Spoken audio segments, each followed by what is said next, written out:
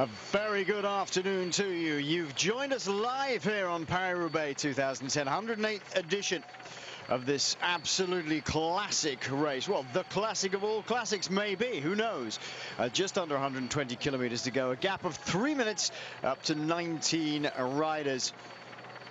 And the weather today, dry.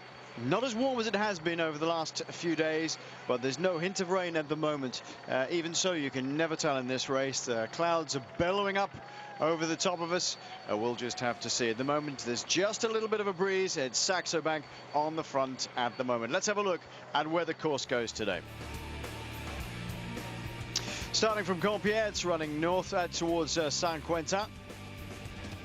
And then moving back towards the northwest again, in towards the direction of Lille. And then skirting the edge of Lille between that and Tournai and the Belgian border, ending up through Hem and into Roubaix. Well, this is what it was like a little bit earlier when the pressure started going up at the front. A few people were caught out. 19 riders got away, but one of the guys who really suffered was Stijn de Volder. Here we are, just as everything concertinas. De Volder, double winner of the Tour of Flanders, on the deck here, you can see. And in some pain.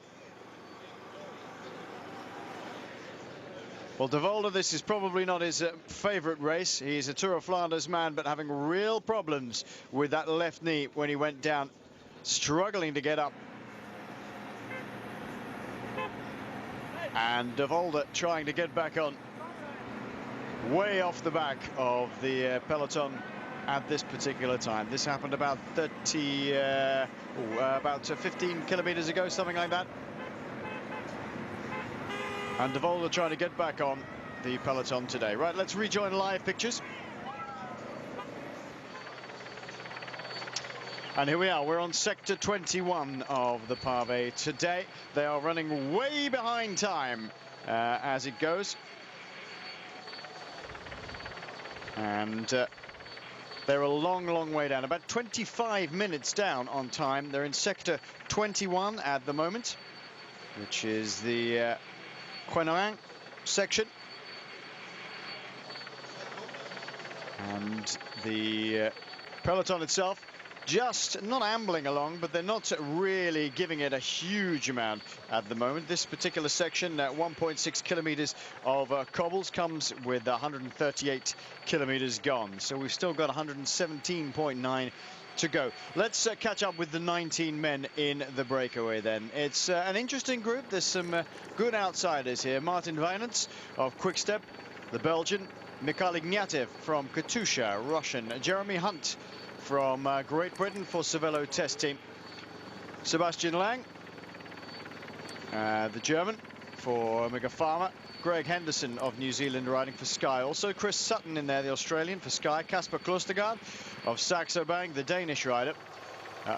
Australian Matt Goss of HTC Columbia. Adam Hansen also in there. And that's an interesting one that Hansen's in there, for me anyway. Rick Flents, the Dutchman from Rabobank, along with teammate Tom Lisa, also Dutch of course. Johan Genet of France from Bouygues Telecom. Romain Zingal, the Belgian, riding for Cofidis. Gorik Gardane, also Belgian, riding for Vacances Soleil.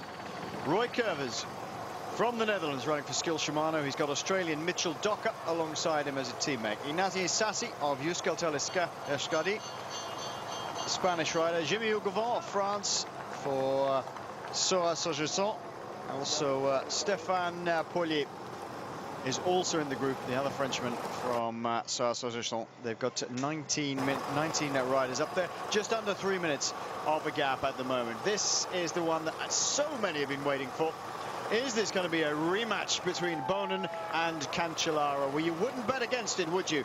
It's dry, and it's going to be a race of attrition. I think they all know that as well, which is why they've not gone hammer and tongs at it straight away. Sitting beside me, a double winner of this race in conditions a hell of a lot worse than this. This is the hell of the north. Sean Kelly sitting beside me. Sean, today this is a battle of attrition. Yes, it certainly is, and It is it's the great big classic of the season, I suppose. It's the main one, and you know, what a race we should have in the end. Interesting at the moment, we have a very big group of riders, and a lot of teams represented up there, you know, but the ones we haven't up in the breakaway, we've seen them doing some work here as we see some problems here once again for some of the riders, but the dry conditions are going to help it a lot, as we've seen in the past. With the wet conditions, it can be so much dangerous, but still it's a very, you know, dangerous race. You have to ride in the front, and I think today the final is going to be difficult. As you mentioned there some moments ago, we're down on schedule because there is a headwind, and there's a very strong wind out there, and in the end it's going to be very difficult, because when you turn around here on the section of cobbles in the final 50-60 kilometres, you're guaranteed to get side winds a lot of the times, and that's going to cause major problems when the riders are going to be tired, and we've seen a little bit of it earlier on there was a little bit of an upsurge in the speed in the bunch, and a lot of riders struggling on the rear because at that moment they were a side wind. But now once again, familiar situation as last week in the Tour of Flanders, we see the Saxo Bank taking it up here, and they are the strong team as we mentioned last week. And when you know, look at the team they've got, I think with Cancellara on the team, of course the big favourite Tom Boonen, but the team, I think Saxo Bank are the strongest one, with we know a very much potential winner in the race. Yeah, they're keeping control of the peloton at the front of the moment. 2:45 is the gap. It's come down from about 3:30, so they're beginning to eat up on that.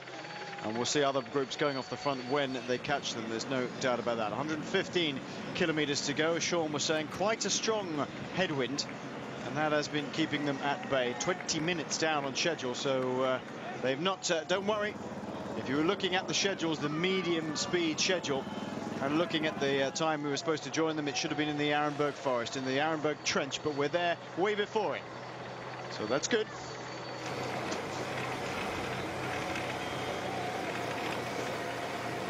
What sort of different character, Sean, does this race have when it's a dry race as opposed to a wet race? I mean, you've done both. You've won in atrocious conditions, and you've raced in these sort of conditions as well. What sort of different? How do you approach it differently? Well, I think it gives you, as a favourite, it gives you a bit more comfort, because going into this race as a big favourite, you can be, you know, really the best. As Cancellara and Boonen, I suppose they're, you know, a long ways ahead of everybody else. But if you have bad conditions, well then, you know, there's so much can happen in this race. Crashes. You get taken out by riders who fall in front of you in the wet conditions, where today, although it is a still very dangerous race, you can relax a bit more, and you know, you will see, as we see our shots here, Boonen and Cancellara, they're out of the front of the peloton, and you can afford to do that a little bit more, be in 25th position. If you have wet conditions, it's very risky doing that. You have to ride much more to the front and try and stay in the top 10 or 15 on all the section of cobbles. So for the big favourites, you can relax that a little bit more, and I think, you know, everybody will be happy with the situation. But you know, there is riders maybe who are not as strong as the big favourites, who maybe perform well in the wet conditions. They would rather that it would be wet and raining today, because a strong rider like Cancellara, he can do so much damage in the end on the dry sections. When he really turn up the gas, it's so much more difficult to follow him, and he can take the corners on the cobblestones much faster, where in the wet conditions he has to slow down a lot more, and that would give, you know, some of the riders who are not as strong, who will be suffering a bit, a little chance to recover if you're a better bike handler maybe, or, you know, in the wet conditions if you can handle it better. I was going to say, does it give it a different type of rider a slightly better chance if you're if it's wet? I mean, a guy with a better bike handling skill, maybe like a Lars Bohm, for example, who's not used to this race as a senior particularly, but he's a big, strong guy, but he would have very good bike handling skills as a cyclocross rider. Would it give him a little bit more of a chance if it was wet? Yes, if you have better bike handling, sure, it will give you a bit of more of a chance, because Lars Bohm, you know, just for take one example, he is, you know, a very talented rider. In this race, in the end, I think he will suffer when you go to the, you know, the distance of 259 kilometres. When you get over the 200 kilometres, that's when it starts to suffer for a lot of riders, and they have difficulty, you know, from there on to the finish. So if you have wet conditions, it will slow the pace down a bit more on the cobblestones, the cobble sections. and there is, quite a few riders out there because of their very good bike handling in the wet condition. They would rather that they would, have a better chance of doing a better result in the race. But today, as we see, very dry section, so it's going to be, really fast. When the big guys really start going for it, when they start racing full in the end, well, then it's going to be really fast over the cobble sections. 113 kilometers to go. We're in the Montchaux section. Frank Hoy on the front for Saxo Bank.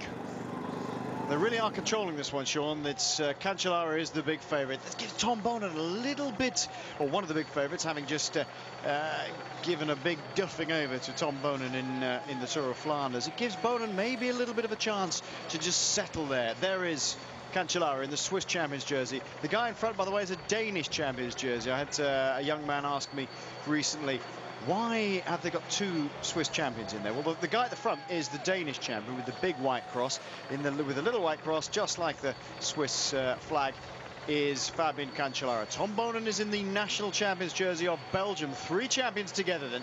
Does it give Bonen a little bit more of an edge, knowing that Cancellara's team are going to have to do all that work to keep things under control? Well, it's always good to try and spare your forces until the end, and Quick-Step and Tom Bonen's team, they've got to do that because they're not as strong, and we have seen that in the last number of weeks in the Tour of Flanders last week. They are definitely not performing as they were a number of years ago. A few riders have left the team over the past couple of years, and certainly, the Saxo Bank team are the strong ones, but sometimes, that can be also the one where you make mistakes. If you're too strong with a team, you can take it up too early, and if Cancellara finds himself, a bit isolated earlier on this race with 30 kilometers to go, 40 kilometers to go, it's not a good situation to be in.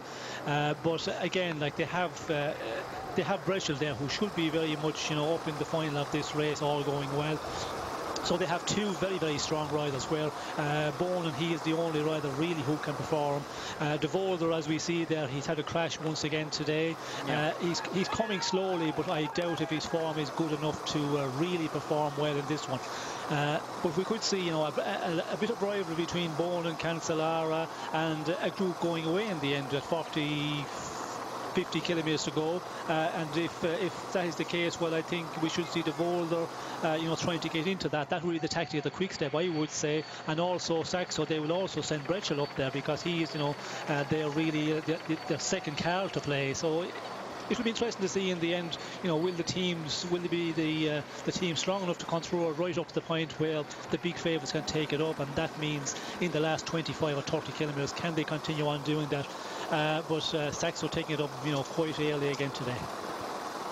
Yeah, they want to keep it under control, the Saxo Bank, as Sean was mentioning. Fabien Cancellara, winner of the Tour of Flanders last weekend, the big favourite here. But as Sean was saying, they got Matty Breschel as well as an outside card. Difficult position for other teams to have to counter, because if they all watch Cancellara, then Breschel could go, and vice versa. They might even send Breschel up the road a little bit to give it a dig later on. Well, they're going through the section number 19 at Montchaux sur Calion, 1.6 kilometers of pavé. In your opinion, Sean, what's the worst section of pavé to go through here? I mean, everybody knows about the Arenberg, but is that where the race is decided? Always seems to me a little bit too early there. Well, I think it's a very important moment through the Arenberg. Everybody is going to be really nervous before that, because you have to get into a good position going on to that and to try and get that over with. And the big favourites, as well as everybody else, will be really concerned about that, to get through that without any difficulty. It's not a case that you have to do anything up front as a big favourite. You just have to stay out of danger, really, and stay with the other big favourites. And from there on, there is a lot of very difficult sections from there on. And as you get into the race, and when you get into the final 50 kilometers, the sections that are not the worst and the most difficult sections, they can hurt a lot because the body is getting tired. The racing is going to be, you know, at full block, full speed, and that's what makes it so much difficult. Right, we'll take a commercial break and then we'll tell you about spokesman and the email.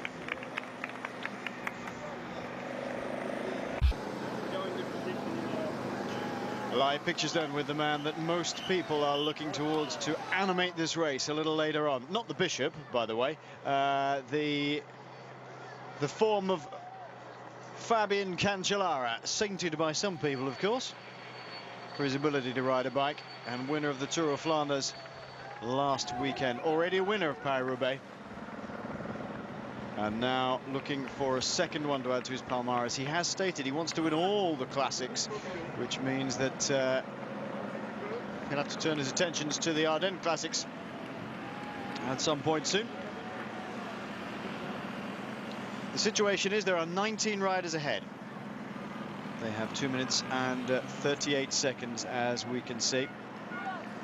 And the riders are Violence from Quick-Step, Ignatiev of Katusha, Hunt of Cervelo Test Team, Lang of Omega Pharma, Henderson and Sutton of Sky, Klostergaard of Saxo Bank, Goss and Hansen, both of HTC Columbia, Flens and Lisa, both of Rabobank, Genet of Bouygues Telecom, Zingel of Cofidis, Gardane of Vacances Soleil, Curvers and Docker, both of Skill Shimano, Isasi of Euskaltel, and Ugelvan and Poulier, both of Source-Sogerson. The weather certainly not as bright and sunny as it was. It's quite breezy out there, quite a headwind, and that's put them about 20 minutes down on schedule, or they were 20 minutes down on schedule. It's slowly eating back, but Saxo Bank really controlling it. As soon as we get to a section of Pave, and they've been through section 18 now, they go across the front of the road and just keep it under control.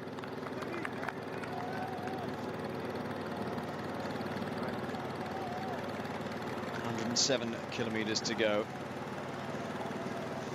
Total distance in this race today, 259 kilometers. The last section comes just 1 kilometer before the finish. Really down the middle of the road, actually, is essentially what it is. It's a section down the middle of the two carriageways running in towards the velodrome.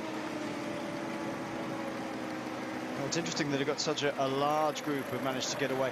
Let's have a look at some of the favourites for today's race, after we've just done a little bit of the old housekeeping. Wilfred Kritschkens didn't start this morning, and our deepest sympathies to him and his family, because the terrible news is his sister, I think she was 35 or 36-year-old sister, passed away overnight, and Wilfred Kritschkens not starting this morning, understandably so. Another man who didn't start this morning was Castro Aveños of Euskaltel Euskadi. So two non-starters this morning. We know that Steiner Voldo has been struggling after falling early on. No news on whether he's still in the race or not. We haven't seen that he's withdrawn. He didn't look too bad as he was coming back in towards the back of the peloton, but I think that's probably his day run as far as the contender's gone, unless it's he's managed to get himself up here and it's not too bad. Favourites then, Sean, apart from Fabian Cancellara and Tom Bonen, we've mentioned Matty Bretschel as well. There's some good riders with an outside, not just an outside chance, a real chance of a win today. Pipo Pozzato and Juan Antonio Fletcher, to name just two. Yes, and yeah, when you go down the list, of course, I think the way to calculate it is who's done well in the past here, because it is, as we mentioned, a very special race here, and then who's been going well in the last classics. And I think last weekend the Tour of Flanders, that's where you get an indication who was up there, and those are the guys you have to look at. Big George Hincapie, he rode well last week in the Tour of Flanders. Roger Hammond also very much up there. So Royals Hoop performed here before, they're certainly ones who you have to, look at today. And if they get the occasion with 30-40 kilometres, there's a lot of movement, attacks going. They will certainly try and get into a group and get into the breakaway that might be able to succeed for the day. They sort of have a slight advantage in being having been up there for many years, or certainly having the experience of getting right up there, but slightly more outsiders. We watch Stein de Volder still suffering in the back of the race here. A little bit outsiders. How much of a leeway does it give them to get into that breakaway? Well, I think it all depends what happens with the big team in the race, the Saxo Bank. If they can really control it right up to a point where Cancellara can go in the attack, and that is, I would say 30 kilometres, maybe 40 kilometres. And again today, Cancellara will try to go a long ways out to wear down his big rivals. And as he did last week with Tom Bowen, he attacked a long ways out, got Bowen to contribute with the pace setting up front with two men. And that was the perfect situation, because he knows he has got the strength, he's got the staying power. Cancellara can do that and work the big favourites over. So again today we could see him maybe attacking and trying to get away very early with 40 kilometres to go with some of the big favourites. And then of course they all have to share their pace and their pulling up front, the work on the front, and that's what Cancellara will be trying to do. But if there's a little bit of rivalry there, we could see some attacks and maybe a group getting out of it at that point and possibly going on. But I don't think Cancellara is going to allow a group to take too much of an advantage because the form he's in at the moment. He can go from a very, very far and a long way out. Just one little thing while we're talking. Junior Paris Roubaix is going on below us. Now they've just finished. Now the finish line is just ahead of us. We were commentating on the race as it goes on. I can tell you that there is a Briton in that finishing group. The first finishing 5, I think it's 4 or 5. I don't think it was a British win. Looked like the world champion's jersey going over the line first in Junior Paris Roubaix. We'll give you all the results as soon as we can. Back to the racing action on the road then, and Saxo Bank very, very keen to control this. Nice to see Kurt Asle Arvesen up towards the front for Sky in the Norwegian champions jersey. And there is the form of Mikhail Ignatiev. Such a strong rider. Jeremy Hunt going through. Jeremy Hugelvon. Tom Lisa. Oh, big crash. Somebody's collided with some street furniture and gone sideways, I think. Looks like a quick step. Well, the rider from Francaise de Jeu is Timothy Gudsall, the New Zealander. Oh, you're right in the middle of the peloton. Somebody veering sideways. Actually, they didn't collide with the street furniture. Somebody veering sideways and pretty much up towards the front of the group as well. We've seen Gudsall's gone down. One of the Vacances Soleil guys has gone down. And just as they sort of moved across to the left, I think, to get out of the way of that island, and 5 or 6 riders all colliding. One from Garmin I can see in there. Now who is the Garmin rider? It looks very tall. Well, fingers crossed that's not David Miller. Looked a little bit like a tall Garmin rider. Pushing on at the front now. It looks like Michael Barry of Team Sky, the big Canadian, as Dominique Rollin looks over his shoulder at the front of this little group here. They'd gone around either way around the island, which is why we couldn't see them. Rollin forcing the pace on a little bit now, and it's Cervelo and Thor Hushoft who want to push things on. Frank Hoy is having to eat up that little gap to them. Somebody down on the road again. That's a completely sandwiched wheel. That's a totally different crash. Look at that front wheel. What an utter mess that is. And it's another of the Garmin transition riders involved in that. We have no idea who that is. That looks like somebody's run over his bike, Sean. Yes, the wheel is in a very bad state, and but difficult to know. Like, he could have really just crashed into the back of somebody, but the rider, he looks to be suffering there because sitting on the road, and it's not looking good. We see the Volder earlier on as well, where he was, difficulty getting back on his bike, but still suffering there, as we see just a few moments earlier on, but not a good point for anybody, you know, to get into difficulty now, having a crash. You have to make a very big effort, because as we can see, you have to start, you know, very far back, and to move your way up takes a lot of effort, and something you do not need to have to do at the moment. 2.5 meters now at Roubaix. Section 18. After this one, it's the Arenberg Forest. It comes after 164 kilometers. And it's beginning to get a little bit more active at the front here. Everybody wants to get towards the front, keep out of the way when they get into the Arenberg Forest. And they have done some maintenance work on the Arenberg Forest in the last few years, but still a real test. Quite different in characteristics to some of these pavé champs.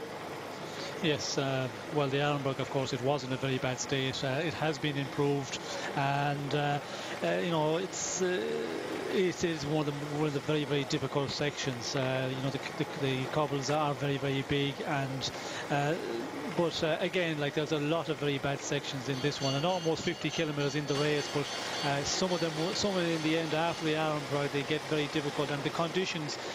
Sometimes it's not about the how big the cobblestones are, but a lot of holes everywhere, and that's when it's really dangerous, and that's when the crashes occur, because, you know, trying to work your way around the potholes in the cobble sections, that's when we see crashes and punctures. So you know, it's a place where you have to be in the front when you go on to those really important and difficult sections. But the riders will all know it, because we've been seeing during the week, all the teams have been out there, and they've all went across the final sections of cobble, so they will know the most difficult ones and the most dangerous ones. That's a fantastic shot, isn't it? We're always asked the questions, what are special about these bikes? Well, let's just have a think about it. That bike there, of that man, Fabian Cancellara, what's special about it? Slightly thicker bar tape. You can see the elastomers in the fork and in the back of the seat stays, which is the way that Specialized designed this Roubaix frame, just to absorb some of that, or just to nullify some of the shock. Absorbing it would mean that it would dissipate energy, but and get hot.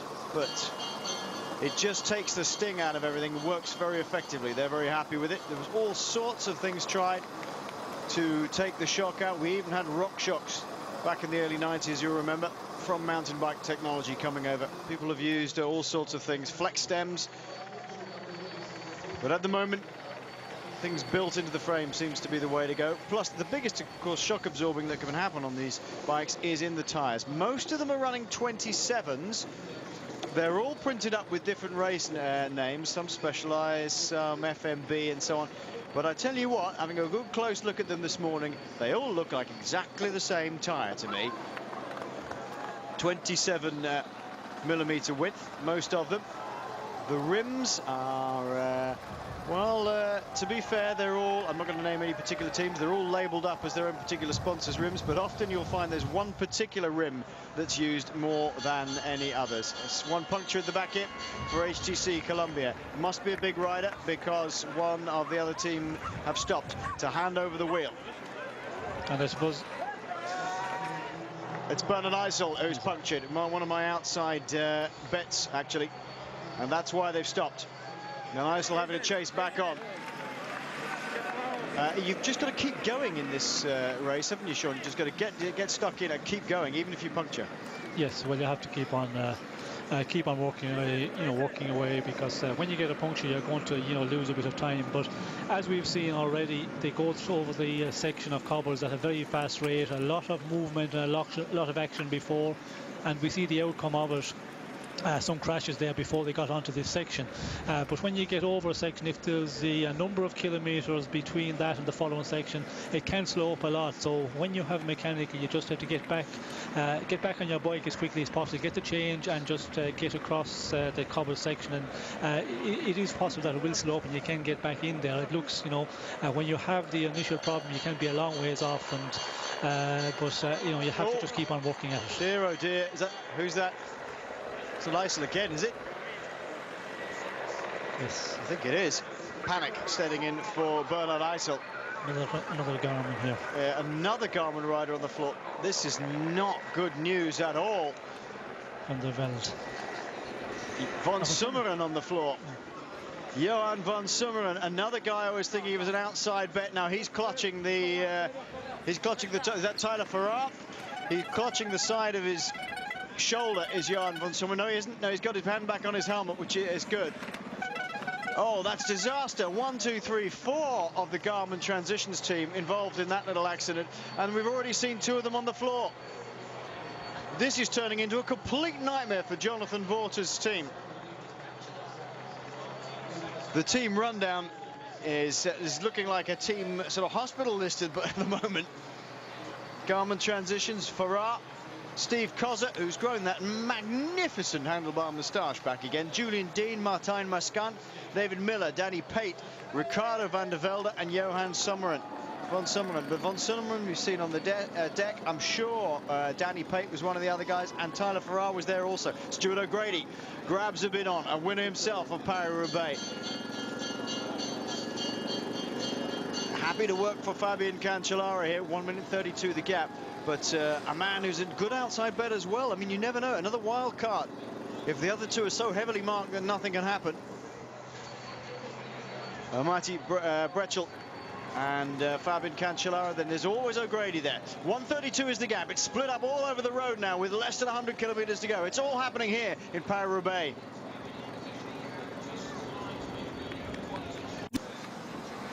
Welcome back. We're back live with the Paris Roubaix.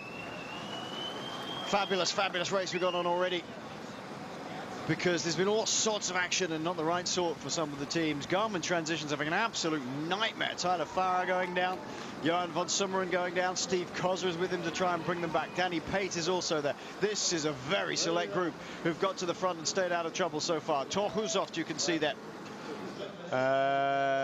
Was that Matt Heyman from Sky, another of my outside bets. George Hincapie is in there for BMC, the American champion. Juan Antonio Fletcher is there. Lars Boom of Rabobank in the orange and the blue. And there's some real champions here. Also, look at the new Italian champions jersey kit for Pippo Pozzato at the back there. The dark blue, I think. I didn't see him this morning at the start. He was keeping himself well out of sight, with the Italian flag on it as well. Tom Bonen you can see in there in the Belgian champions jersey next to Juan Antonio Fletcher. And we are almost upon the Arenberg Trench. So we caught up with Tom Bonen to see what he can tell us about it. The part before Arenberg is war. It's really the most awful part of the season, I think. And right over here, it's every man for himself. When you can take the first position or the second position, you're fine. It's not a problem. You enter and you have a high speed and you don't have to brake. And the first 1K and a half, you just keep the speed, and behind you it's chaos. If there's crashes or anything, and everybody behind you who comes, it's like in a tractor, they have to brake. And if you're in front, it's not a problem. And then afterwards, you can control a little bit who passes you and who doesn't. And that's the most difficult part, is before the forest. And in the forest, it's fine. The peloton coming back towards this group at the front of all the favourites who kept out of trouble. This is not the breakaway that's being dragged back. You can see there's still 1 minute 32 seconds up to them. They're Vinance, Ignatieff, Hunt, Lang, Henderson, Sutton, Klostergaard, Goss, Hansen, Flens, Lisa, Genet, Zingel, Gardain, Curvers, Docker, Isasi, Igovon and Poulier. They're all up ahead by 1:32. Frank Hoy once again on the front. They've got super strength, the Saxo Bank team. Very strong indeed. And it's really Stuart O'Grady who's marshalling them. He's whipping them along. He's keeping them in line.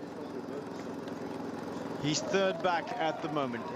Then just behind him is Maddie Bretschel, the Danish champion. Then the winner of Tour of Flanders last weekend, Fabian Cancellara. Just behind him, Pippo Pozzato has worked his way up towards the front.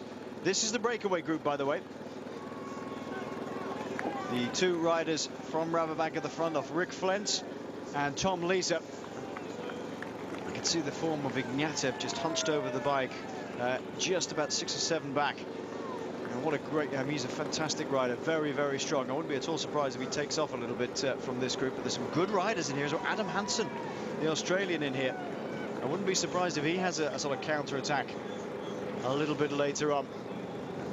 Also, Jimmy Hugovant. These guys must be wondering what's going to happen to them very shortly as they get to the Arenberg Trench. Look at them, they're pushing on. They want to get to the front. They want to get there bit first. Get into it at speed. Make sure they're out of the danger zone. And here they go, into the trench of the Arenberg then for the breakaway riders. You could see them getting up to speed. 5 stars for the difficulty rating here. And the crowds are massive here. 2.5 kilometers, the best part of hell over these riders.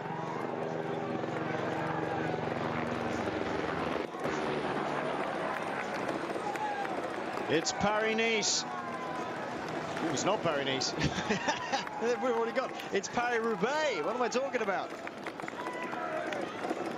Paris Roubaix and 5 stars for the difficulty of the trench of the Arenberg. This is the mining area that riders like Jean Stablinski in the past came from. So many strong riders from around this area. Roubaix in general, big mining area. 1 minute and 19 seconds back to the main group, but they're scattered about all over the place, Sean, following those crashes, and they've just got to try and get on. All the big favourites, though, managing to keep out of trouble as they get towards the Arenberg Trench. And underneath they go. And leading them in is Fabian Cancellara. He wants to be up there. He wants to put the hurt on. We saw Bonin do this here last year. He looks over his shoulder. Who's going with him? Bonin is right on his wheel tracks. And this is where all the crowds gravitate to. And Sean, what are you thinking as you get towards this section with about 200 meters to go?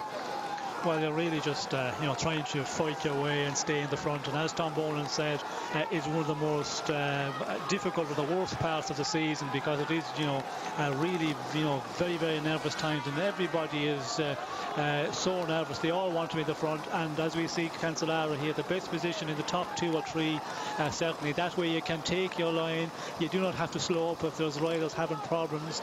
You do not have to brake, and that means a lot in this one. And to get through this one, I think when you get to the far end, you just say, well, thank God that one is over. And you know, you just start thinking, and you start you know, working your tactic for the rest of the day. But to get this one over is it's a great relief without any difficulty. And the riders up front, the 19 riders, we could see them, they were happy because they got to the section there with, you know, an advantage. To get through that for those riders, it's very important. And I think they will just, you know, start looking about now and see what will happen back in the bunch, and, you know, wait for the bigger riders to come up to join them. They've taped off this section on the left-hand side now. You see on the left-hand side of your screen, right-hand side of the road. That used to be all open. There's many's the time when you've seen riders taking to that bit of path on there when the weather's been bad. It's Cancellara with Bonin almost alongside him. Juan Antonio Fletcher hunched over the bike in the wheel tracks of Tom Bonin. Thor Hushoff just about a bike length off of them at the moment. And Bonin takes up the pacemaking on the front, hands resting on the top of the bars. You've just got to be as relaxed as possible when you're thundering over these. We're speaking to somebody this morning who'd taken a whole group of American tourists out yesterday riding some of these sections, and they came back with blisters everywhere all over their hands. He was trying to explain to them not to grip the bars too tightly, just let them bounce, and they were saying, well, we're going to crash if you do that. We just didn't get it. And look how relaxed Bonin is. And Cancellara all good at the moment. Nobody off yet. Thank goodness. A little bit of cycle crossing on the right-hand side for, looks like, Bretschel. And absolutely pummeling the body at this point. Remember, they've still got 90 kilometers to go. Oh, he looks super smooth, Sean, doesn't he, Bonin? He wants to assert some sort of authority here, I think. Well, I think he's just thinking, you know, it's in the front, stay out of danger and get this one over and done with, and you know, just take it on after that, see what the position is when they get out of this section. But there's a lot of riders. We can see there, you know, the group is not as broken up as in previous years. Normally there'd be much bigger gaps here. There's quite a good line of riders, so it will be interesting now when they get this one over with. If their big group comes back together again, then we could see a little bit of a downtime, as they say, and the breakout front could hold on for longer, because it did come down pretty quickly there for a moment. But if they can, you know, hold that 1 minute and 12, 1 minute 15, we could maybe see it growing a bit more after this section, because a lot of the teams will be broken up here. There'll be not many of the teams with, you know, 4 or 5 riders out front here. But yeah, it all depends on what sort of a group we can get together after this one. As we can see, the line, you know, is not broken yet as they come out of the section here. What strikes me is that they weren't going super fast. They take on fresh bidons after the Arenberg, just chucking them, the old ones aside. Fletcher takes 2. Distinctive green Gatorade bottles that are now sponsoring Team Sky. I think there was just sort of pace controlling more than anything else, Sean. They weren't going absolutely flat. Nobody really wanted to actually give it hell going across here, just making sure they all got through. And as you say, there's a big long line of them out of the Arenberg Forest. Then bit of a puncture, I think, from the right hand side for one of the Aqua Sapone riders. Quick rundown of the teams then. We haven't had even a chance to do that yet. My word, it's been all action since we've been on air. Quick Step, Katusha, Cervelo, Saxo Bank, Team Sky. We've seen Omega Pharma. We've seen a rider from Liquigas here. Francis de Jure, Milram, Bebox, Bouygues Telecom, Lamprey, Rabobank, Team HTC Columbia, Cofidis, K-Stepan, Vacances Soleil, Skill Shimano, Radio Shack, Euskaltel, AG2R, Garmin Transitions, BMC, Sur Association, we've seen 2 of, Aqua Sapone are here, and Androni Giacottoli are here as well. That's Gianni Savio's new incarnation of the same team, basically, the Dequi Giovanni team. Rubens Bertogliati is their lead man there. Bertogliati, quite a good rider for this sort of race. It's Jeremy Hunt pushing on at the front of this group, which seems to be splitting up a little bit. The breakaway down to less than 1 minute.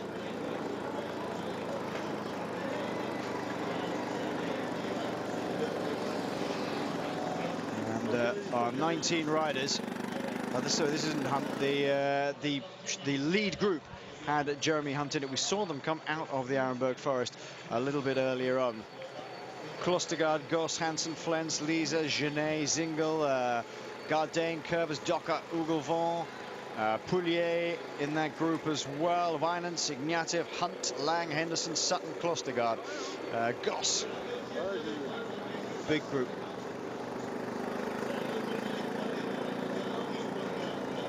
This is interesting now.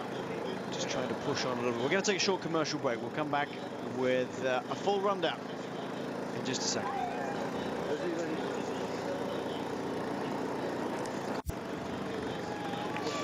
Welcome back with live pictures here. 45 seconds only is the gap from the leading riders back to the main group, which is splitting up itself now. There's only 8 riders in that initial 19 who are still in one group. We're wondering if that was Brett Lancaster from the Cervelo team. Looking at it now, it probably is. Tall, rangy rider. This is the group of the main favourites, just behind that little trio with Lancaster in it. And looking over the shoulder, Katusha rider can see behind him, Thor Hushoft, Matti Brechel, Fabian Cancellara, all making it around that corner together. This is the remnants of the group. Vinance is the man at the front now from Quick Step. Goss, I think, is also in this group. Flens is the big Dutchman in the Rabobank colours. Ugelvon. Now, I wouldn't be at all surprised to see Ugelvon pushing on a little more. He's in the yellow shoes, by the way, of Sur Sajasson. That's the outfit he's wearing. Obviously, the team he's riding for with the yellow shoes. Easy to spot him there. Jimmy Ugelvon. A very strong rider, and has been in very, very good shape. Chris Sutton of Team Sky to the front. Good to see them right up the front. Jeremy Hunt from the Cervelo test team, just coming through now with Jimmy Ourgavant to do a turn on the front. This group, Sean, they've whittled down the rest of them. The 11 riders have gone. These are the stronger guys. They're going to push on a little more to see if they can stay away. Yes, and we can see there they're starting to work together. And the smaller group, getting rid of quite a few of the riders, I think it's a good move, because then everybody will pull their weight up front, and it seems to be the case at the moment. Interesting to see now, will they hold at this, or will the gap pull out? And that will depend on what happened back in the group of the big favourites. Will they push on? If some of the bigger favourites maybe have missed the move and they're not up there with Bone and Cancellara, we could see that group of Bone pushing on. But it seems that the group of the big favourites has grown, as we can see here. A lot of riders making it back in, with the Saxo Bank as it is taking up again at the moment. Absolutely, 1, 2, 3, 4, 5, 6 of them on the front. Yeah, Brett Lancaster getting across, I think, to that group. He's taking with him Sebastianino, is the other rider, I think. Going across, and Mikhail Ignatiev and co slipping backwards. They'll be in the clutches of these riders very shortly. There is Tom Bonin. He has a man with him, a quick-step rider with him to look after him. Juan Antonio Fletcher is not letting out of his sight, is he? The Sky rider in the black and white and blue. He hunches over the top of his bars. He makes him look much, much smaller than he actually is, because although Bonin is a very tall rider, Fletcher is not small either, but the way he rides on a bike is very hunched over, and he looks like a much smaller rider than he actually is. There's Stuart O'Grady. He is wingman supremo, isn't he? Matty Bretchel, that's sort of another protected rider. Sky coming up en masse around Juan Antonio Fletcher. They need men there. In the car is Steve de Jong in one of them, and Scott Sunderland in another. They've realised that Saxo Bank are taking control of this. They need to get their men up to protect Juan Antonio Fletcher as well. They've been doing an awful lot. Steve Peters has been out, the sports psychologist. They've done an awful lot of work in the last week or so with Juan Antonio Fletcher. Another fall.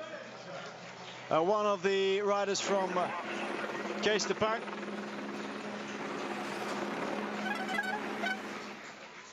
Let's have a look. Oh, all colliding in the middle. Jens Coquelin, the Belgian rider, one of them to go down, the Cofidis rider, and the Case de Pang rider, I think, is Rojas. Looking over the shoulder now to see where the rest of the thing is. Steve Chanel. Steve Chanel has had a very good time. He won a stage in Depana. Oh, Coquelin goes down really quite hard in the Cofidis outfit, the red and white. Oh, there he goes. Oh, it looks worse than it looked worse from the other side than it does there. Gets up fairly quickly, really tumbling on his back. Rojas, I think, is the man from Case de Pang. So easy to come a cropper on this. How big a thing is concentration here, Sean?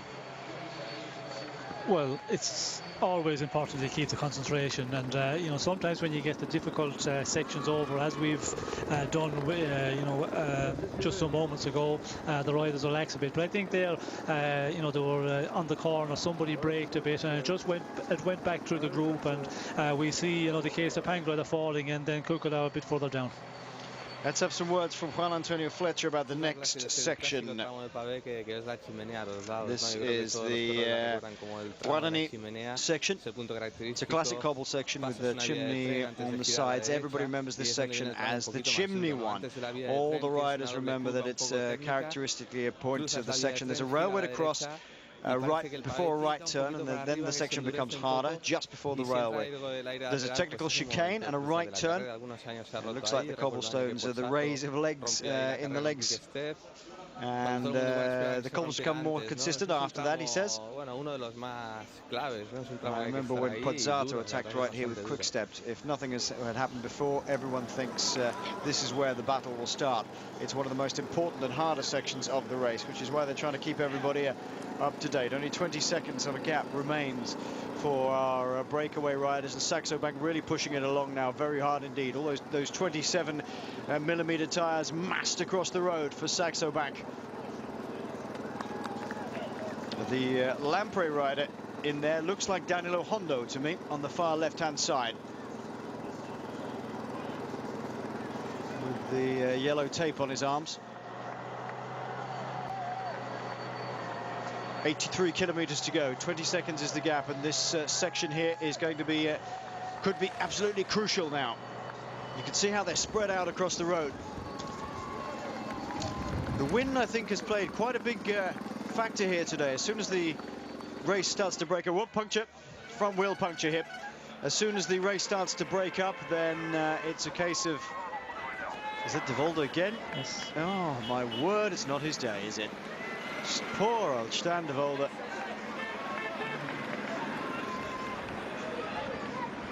Well, that's something you can't stop in this sort of race, but all the bad luck seems to be going on De Volder today.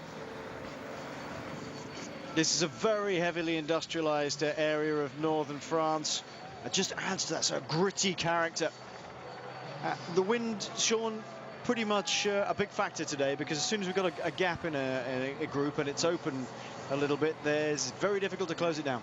Yes, and of course on the cover sections, you know, the road quite narrow, and if you have a side wind, well, there's no place to hide, and that makes it more difficult. If you're in the slipstream of rider and there's no wind at all, you get some bit of a benefit, but when it's a side wind and the rider just rides on the side, which they do a lot, we see him riding, you know, as much in the off the cobblestone on the grass margin for a little bit of a more comfortable ride, and they do that all the time, and you can be guaranteed the riders are going to ride on the side that they're not going to give shelter to the opposition, and that makes it very difficult. And with the wind being very strong here today, it's you know, really going to make everybody suffer in the final, and that's where we will see the guys who've that little bit more form, a bit better fitness, more stamina, more stay power. They can do so much damage in the final because of the very strong wind.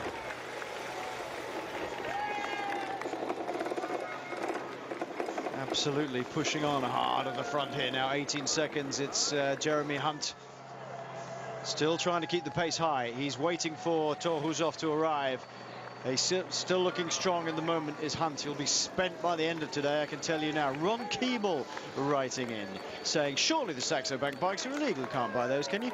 You can, sir. Lots of people have got them, and you can buy them with those idle inserts in forks and in the seat stays. In fact, they're pretty popular. This is Mikhail Ignatiev from Katusha. That reminds me, it's cycling.eurosport@yahoo.com. If you've got any questions or comments, we'll try and get to them if there's not too much action. And you can also write in a spokesman on the Twitter feed if you want to tweet to us.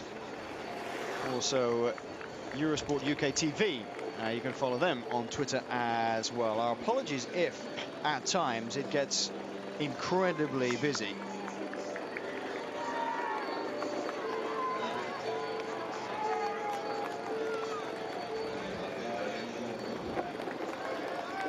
It's all strung out now, all the way across the road.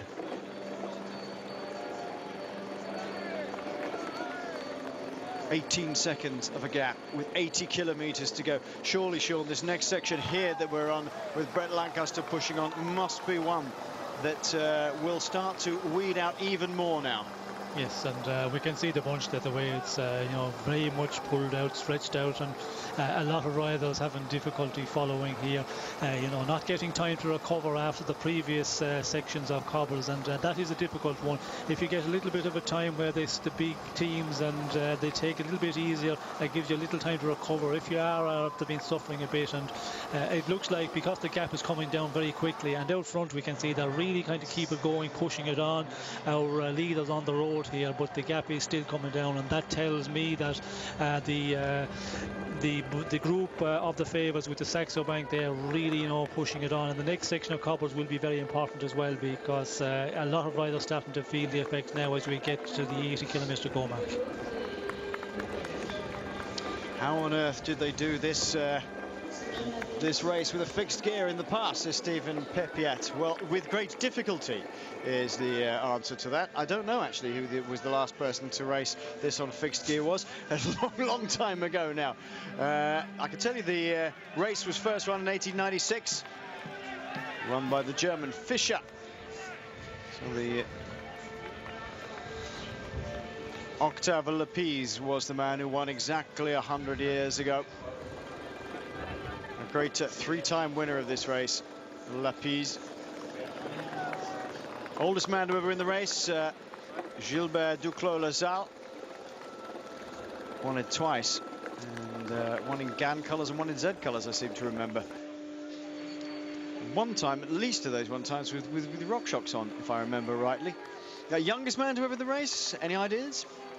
Albert Champion, back in 1899, who went on to invent the spark plug. Well, there we go. This is the group at the front then. Vinance, Hunt, Henderson, Sutton, Klostergaard, Goss, Hansen, Flents, Genet, Zingel, Gardain, Ugelvon. Well, they've got just a handful of seconds over the peloton, though. And how important will it be to have a man in this group if your favourite arrives? I mean, if they've still got nothing in the legs. For example, Jeremy Hunt there. Well, it's always good to have somebody up there because, you know, if you have a mechanical problem and then you can get a bike or get a wheel from him quickly. But it depends on what he's been doing out front, how much effort he's been putting in, how much he's been contributing all day to the breakaway.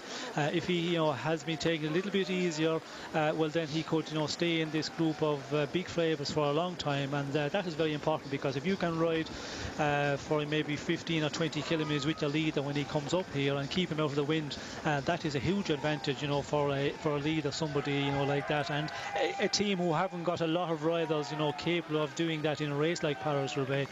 Of course, the Saxos, like we can see him here again, they have so many riders that are able to, you know, contribute to the pace setting on the front. But you know, a team like Cervelo, for example, and for their leader, if they have somebody who can do an amount of work, very important. And of course, Hunt, he knows the roads here very well. I think he did his amateur days in St. Quentin. That's right, yeah, so he will know this area very well, and that's important that you know when the points are coming to turn, because when you're turning maybe with a side wind, it's okay to go 2 or 3 days ago to get to know the circle, but to have that all registered in mind, it is very difficult to take it all in. If you know the area very well, it's a little bit of an advantage as well. Interestingly, wasn't it David Miller was also in St. Quentin, I think, as an amateur. I wished him luck this morning. I'm not sure that his team, Garmin Transitions, have had an awful lot of luck so far. Tyler Ferrara's been down. I've got a feeling that Miller was involved in one of the earlier crashes. It certainly looked like him on the ground. Ferrara was being paced up by Steve Kozza. We've not seen Martin Mascant. It all went very pear-shaped indeed for Jonathan Vorder's outfit over this space of about 5 kilometres. Now, interestingly, look at the way they're riding on this section. It's a classic example of how they have to use this road. They're either right on the crown of the road here, or they're right in the gutter. Where it sort of falls away towards the gutter, there's a gap spreads out in the cobblestones, and you get caught in there, and that's not what you want. Does each section have a different way of riding it, though, Sean? Well, it depends on what way the cobblestones are and what condition they're in, and you know, the lay of the road as well. If you know, they're tapering off from the centre a big way in the wet, that is the more difficult, because if you ride, you know, halfway between the middle and the very edge, well then very difficult to control the bike. You can't start sliding about. So you see the riders riding in the middle or riding totally in the gutter. But there we see some of the riders in the centre. If you're riding really strong and you feel great, you ride along the centre and you don't, you know, ask any questions. If you're starting to suffer a bit, that's when you look for a little bit of an advantage. And when you ride on the side in the gutter on the grass, it's a little bit easier to go along there. But there's also the danger, because there's going to be great little stones, and that's where you can have a puncture. So, but you do take that risk when you're really on the river, as they say in cycling terms. You know, you say, well, I have to take the risk here for a while and you know, get the easiest way across this section as possible.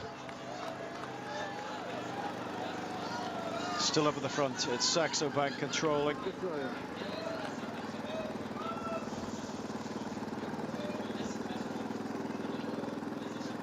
And they have just been masterfully cool on all occasions. Have Saxo Bank still chasing on like Billio at the back here. We're going to take another commercial break as Kevin Ista tries to make that gap up at the back.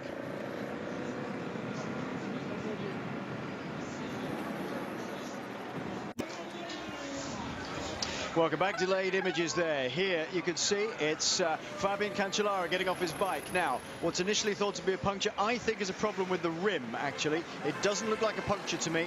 A very, very quick bike change. Look at the way he gets on that.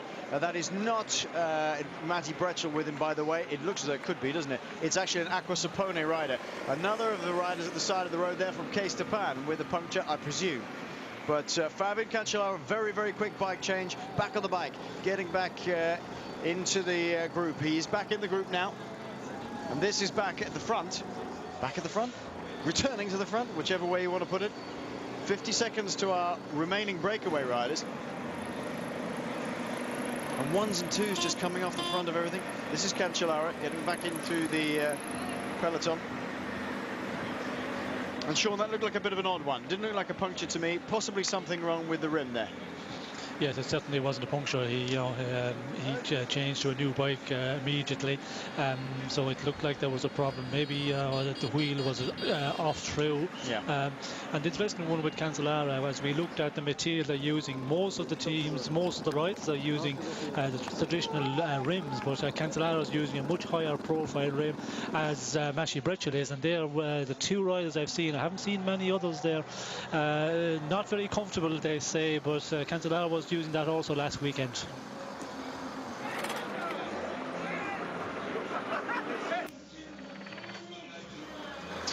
We're going through Welling with 75 kilometers to go. They've run 182.5 kilometers. We're just coming up to the Welling Briand section of Pavé. Section 15. Remember, they count down in the Pavé. They've been through sections 27 to 16 so far. 50 seconds is the gap. It's holding nicely at the moment. Still a long way to go, but and it won't stay out there forever. But there's now 3 riders coming off the front of this group of favourites. That is the group with the big boys in it. And Cancellara making that junction. Certainly, definitely not a puncture, because the tyre was completely inflated. And maybe that high section rim, maybe a little bit wrong with it. Maybe it snapped a spoke or something similar.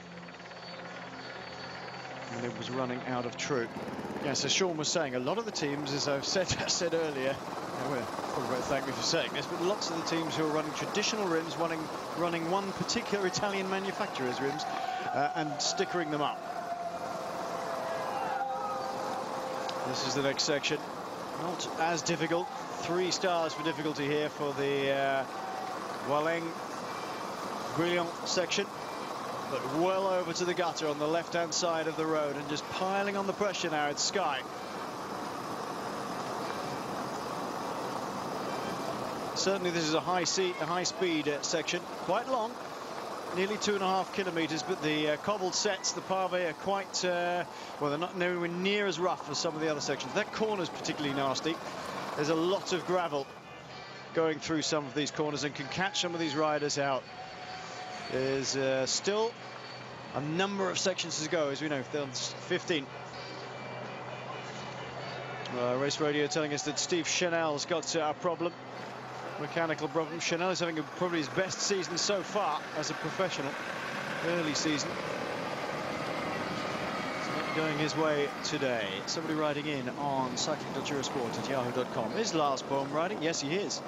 He is riding. He looked very confident, very smiley, very happy and chatty this morning. And these 2 riders have got just a few seconds over the rest of the riders. Looks like Weitkus at the front.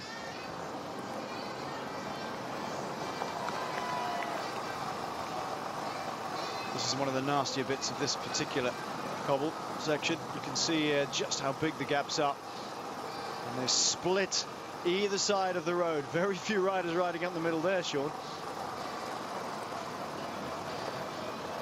It's amazing how they just switch lines halfway through. Well, what is the technique, Sean, for riding on these cobblestones? I mean, obviously picking your line is is extremely important. Do you hit it hard? Do you keep a constant pace? How do you relax and keep going on those sections? Well, you need a lot of power, and you know, the riders that can really dominate on this type of race are the real strong ones. You have to push a pretty big gear. If you go for a real light gear, well, then you just start hopping around and you're not moving forward at all. So it's all about just the power. And when you see the riders we have here, on the front at the moment, and in general in Paris Roubaix, it's just a big, strong, powerful riders. The climbers, we never see the real climbers being able to do it in Paris Roubaix because they just haven't got the weight and they haven't got that power. 32 seconds. Yo-yoing a little bit now, the gap. Just look at this group. Look, so many riders, the hands on the top of the bars, just trying to relax, letting the bars bounce up and down, using the arms as shock absorbers. Now, interestingly, when you get to see the Sky bikes, they're using Di2 electronic shifters, of course. Look at the top of the bars. Just on the right-hand side of the stem, you'll see a little tiny box. It's a thumb-operated shifter for both the front and rear mech, so that when they've got their hands on the top of the bars, they're in a situation now and they need to change gear, all they have to do is reach across and push that little button. Pretty smart, actually. Some of the HTC Columbia riders will have it as well. Anybody using electronic shifters will have one. Just to the right-hand side of the stem is where they're mounted on the Sky bikes. I was having a word with David Brailsford about them this morning, and just a big grin on his face saying, yeah, well, if you can, we're not the only people who've got it, but if you can, why not? So that is the lead group still.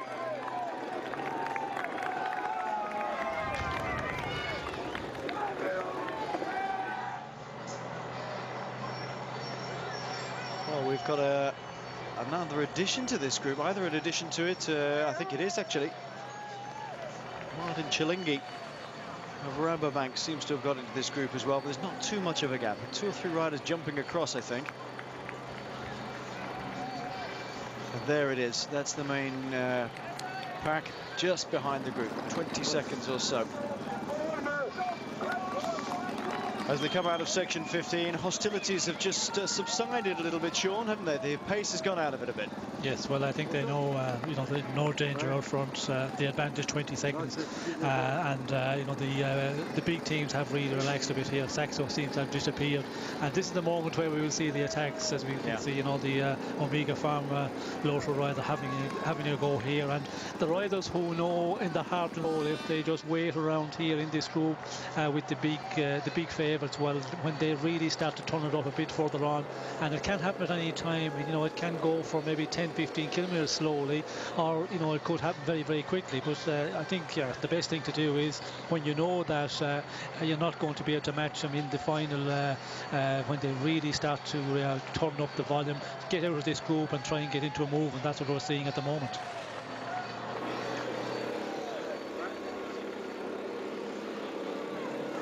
Rick Flint. Again, still some riders feeling strong in this initial breakaway group, and Flens being one of them. Just that's not Cilingi. We've got him down as Martin Cilingi, but I'll tell you that isn't, as they go into section 14 of the cobbles. This is the Touloy section.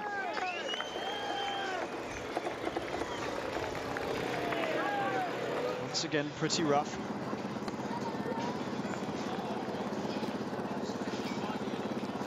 Coming is the main group now, with Michael Barry of Canada and Team Sky on the front. Very strong indeed. He seems to have come of age finally, Michael Barry. He's one of those trains you can just keep going and going and going and going, despite the fact that early on in his career, perhaps with the he's a very tall man, maybe with the need to lose an awful lot of weight, he kept getting ill, and he was finding it very difficult to keep up to some sort of speed with anything, really. Stéphane Poulier was the rider at the back for Sochasson. You just saw that. You can see how tall Barry is. He's really hunched over the bike, and he's still big. He's as big as Tom Bonan, probably slightly bigger, but doing a fine job here, Sean, because he's put a split in the group behind, just about. And they're eating up the rest of the members of the breakaway now. Yes, and you know, this is where you can do a lot of damage and really make a lot of the riders suffer. With Barry there on the front, Fletcher in his wheel, and if you can, you know, just give Fletcher enough room to give shelter, and the rest are going to have to, you know, really hang in there. And I think that is, you know, what's happened at the moment. That some of the riders further down, just you know, in the wind and having difficulty, and also riders, you know, it's starting to pay now the effort. I think some of the riders up there in this group are really starting to suffer, and if that's the case, well, when somebody, you know, really ups the pace across a section of cobblestones, you're going to start paying, and that's when they start losing contact. Oh, look at the dust being kicked up here. It's a constant stream of pressure coming on from one team after another. Torhushoft in the middle there. Bernhard Eissel's made this back up to this front group now. That's good riding by Eissel, considering he had a puncture and then he fell off. I think just a little bit of panic from Eissel. He seems to have managed to get it back together. It's Michael Barry still doing the work on the front for Sky. Behind him, Juan Antonio Fletcher. That hunched figure over the bike. He's not as small as he looks, Juan Antonio Fletcher. Looks pretty small behind Michael Barry, and then Tom Bonin. I think this is a significant point, Sean. They're pushing very hard indeed now to try and weed some of these group out. Yes, they're really you know, putting on the pressure. That's Miller. Yes. Miller. Yeah, putting on the pressure, and it's really just to keep Fletcher, I think, out of difficulty, and you know, get him as far into this race. And Barry is a one who, you know, rides a lot at the front, and is very, very strong. When you put him in the front, he can do it for a long time. But sometimes, you know, you have to make a calculation as well, depending on how many teammates you have here with a rider like Fletcher. You know, it can be better maybe to just wait and see what happens a bit further on. But yeah, they all have the tactic, and you know, it's calculated pretty much, you know, as you go on in the race, depending on the situation. The tactic is worked out, and if you have a few teammates, well then I suppose you can do that. You can afford to sacrifice one man at least. Looks like the day is over for David Miller in terms of staying with the favourites. He's dropping right off the back very quickly indeed. There's the peloton, or the group of favourites here. The front group split either side of this very rough section of cobbles through Beuvray. This is not the most significant section. When we get to the Orchies a little bit later on, that will then become very significant indeed. 1, 2, 3 Sky riders up towards front. That's good going. Tom Bonin at the head of affairs in the Belgian champions jersey. Behind him, Juan Antonio Fletcher of Sky, number 41. On his right, at the right-hand side of your shot there, Tor Hushoff, who's not been in super form, had such bad luck last year, crashing out when he had a real chance. That's Huterovic at the back.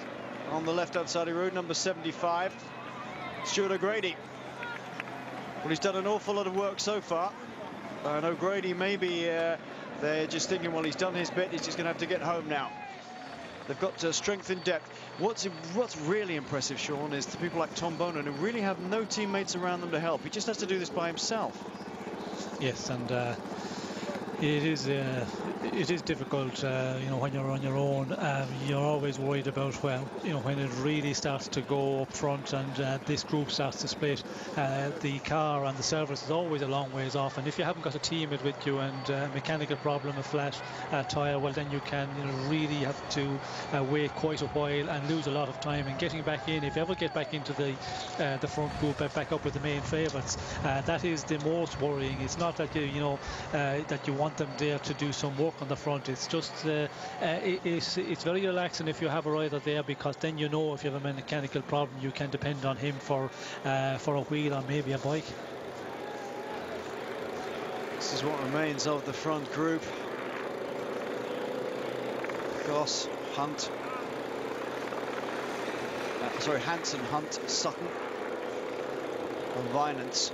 Vinance will then provide extra support if he's still got anything in the legs for Tom Bonin. Sky looking very good indeed. 4 men in the group when Sutton gets back to them. The main group is almost upon the breakaway. Stein de Volder, is it, on the left-hand side? Yes. Well, I never. Stein de Volder been on the deck. Had a front wheel change. All the luck was going the opposite way, looking back to see where Tom Bonen is, I would imagine. And he is about 20 back at the moment in the black and yellow and red. That is Jeremy Hunt. Been a professional on the continent for a long time. He came up the old way, old school riding, not through the British cycling academy system. He's been around far too long for that, a little bit like Roger Hammond, even more so than an old traditional rider. Spent most of his time riding in teams in France, northern France mainly, although he did move to south of France for a while.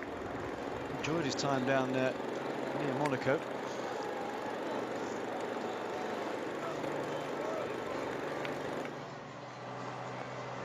These are the remains of what was a 19-man break starting off today. Had a maximum gap of 4 minutes and 15 seconds.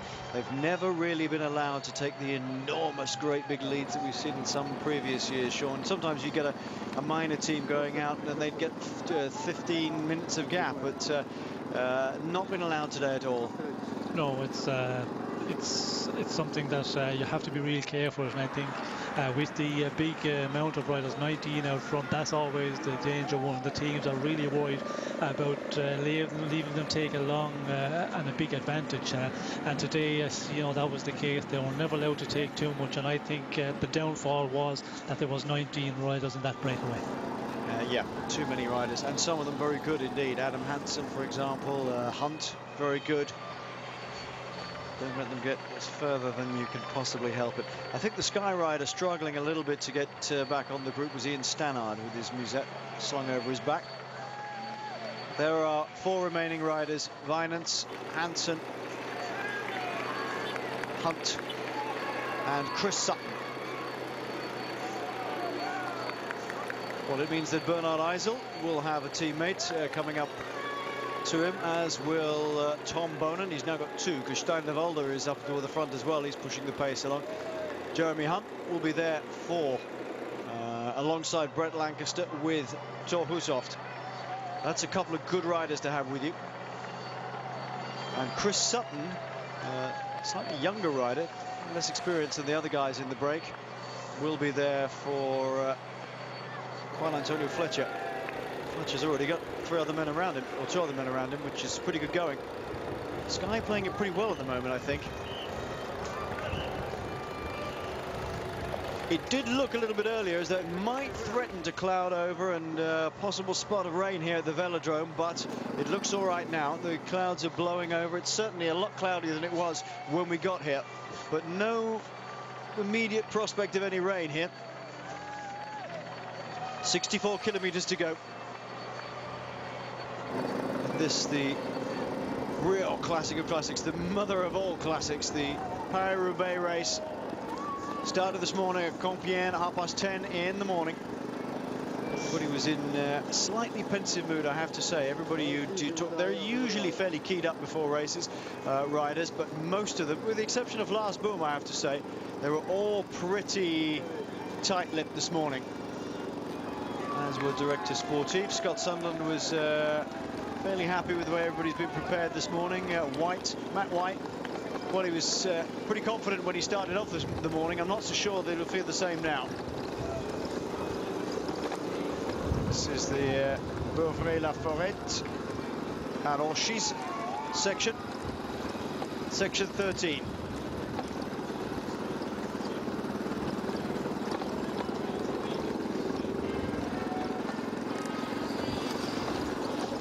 Tom Bonen is bidding to win this for a 3rd successive year. That would take him up towards the all-time record tables. De Vlaming is the man who holds that honour at the moment. De Vlaming with 4 wins, 72, 74, 75 and 77. The last time De Vlaming was on the podium was 1981. Extraordinary long career.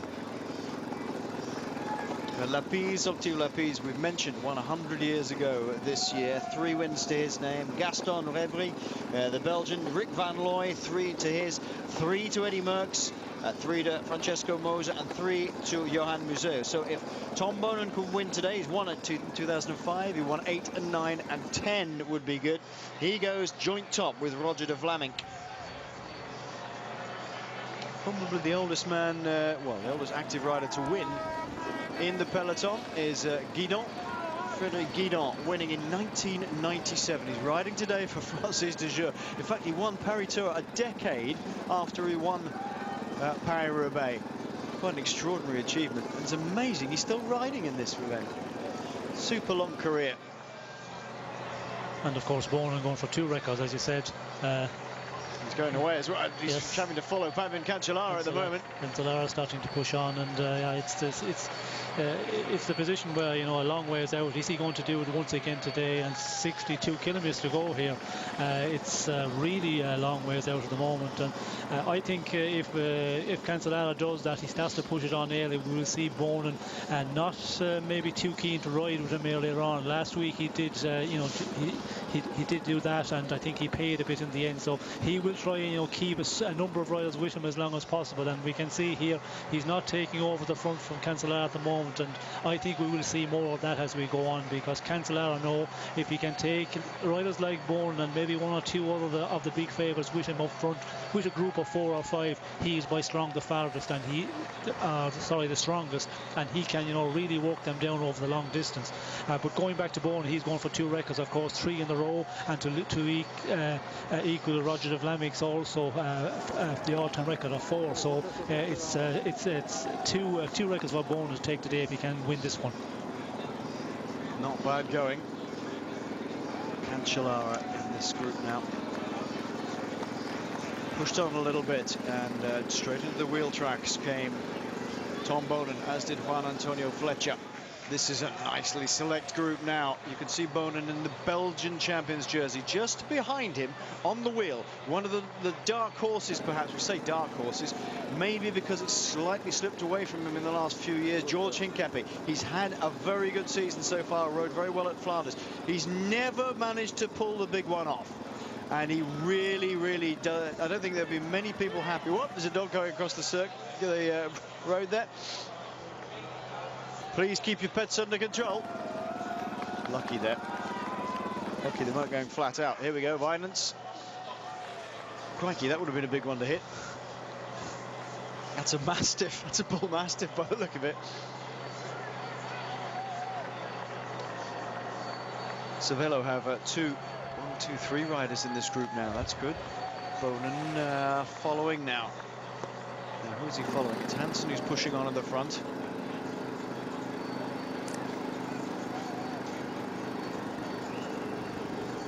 And Hushoff just behind. No, it's not. It's Hunt. Sorry, Hammond. Roger Hammond. So I meant to say, that's interesting. We haven't seen Hyde nor Herb. He's very good at this, Sean, isn't he? Hides himself, hides himself, hides himself. And then all of a sudden he just pops up. He did it last week in Flanders. 7th last week in the Tour of Flanders. Didn't see him all day. 61 kilometers to go then. We'll run down this group in just a second.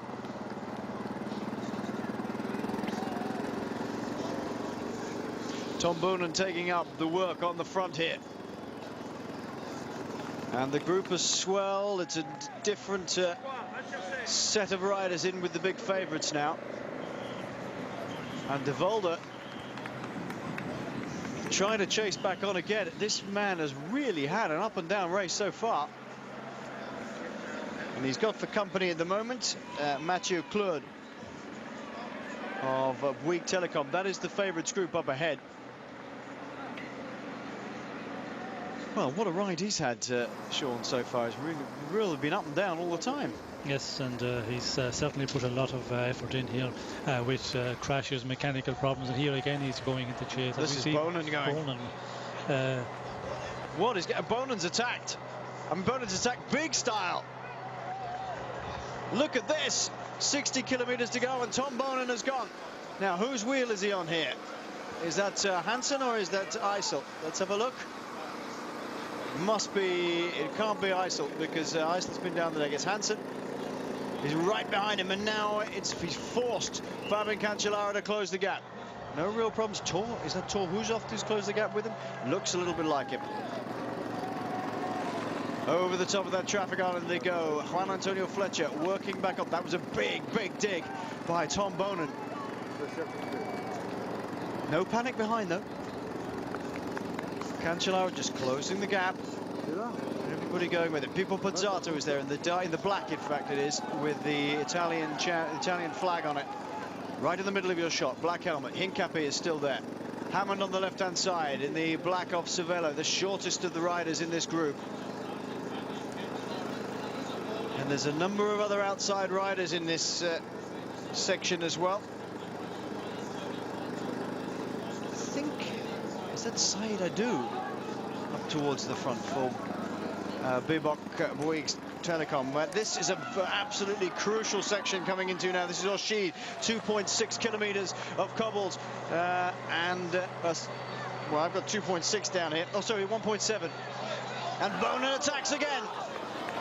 He's not going to let it go easily. He's not going to let Cancellara ride away like he did last time. The dust is being thrown up by the motorbike in front, and he's given it a massive dig. It's Juan Antonio Fletcher is the next man in line. One of the riders coming up now is Fabian Cancellara. He's having to close the gap again. He's forcing him to do this work, Sean. Yes, and it's surprising to see Bonen taking it up. We would be expecting Cancellara, and that was the forecast going into this race, that Cancellara would be the one who would attack, but Bonen is really putting it up to him and taking it up and going in the attack. But we can see Cancellara here at the moment, just closing down to Bonen and allow him to hang out there for a little bit. Maybe he was coming up to him very quickly, but it seems like he's just allowing Bonen stay out there with 4 or 5 bike lengths of an advantage. Presumably he's just hoping that he's going to wear himself out with this constant attacking, but there's still 58 kilometers to go. Not much chance of that, I wouldn't think. He's looking super strong, Bonen. Pozzato coming up in a third spot, and a Hushovd. This is looking like a familiar sight. Bonen, Cancellara, Hushovd, and going on the attack is Hammond, is it? Yes. Looks like Roger Hammond.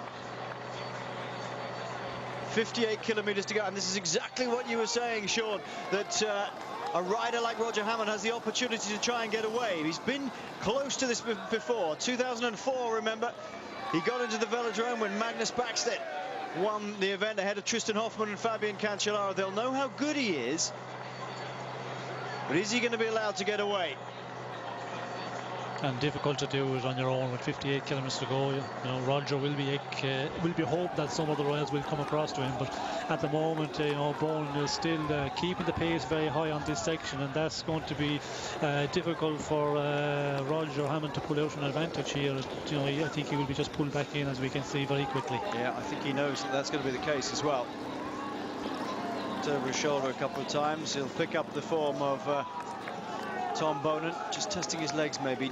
Didn't quite have the zip we saw when Bonen went away. He opened up a bigger gap. Hammond not being allowed to open up the gap. Far right-hand side of your shot. It's being forced into the gutter, I think, was Eisel. Just pushed out to the side of the road. Cancellara turning a much bigger gear than Bonen.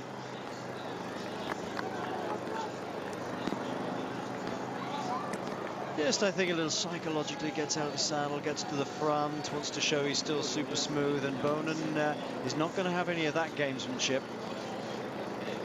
We'll take a short break. Let's hope that nothing vital happens. We'll be back with you very shortly.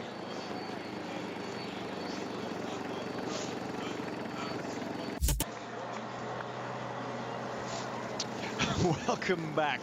Just shots of Tom Bonen and Fabian Cancellara. Bonen saying, come on, get back in the line. And it's okay. We'll have a little dig at each other.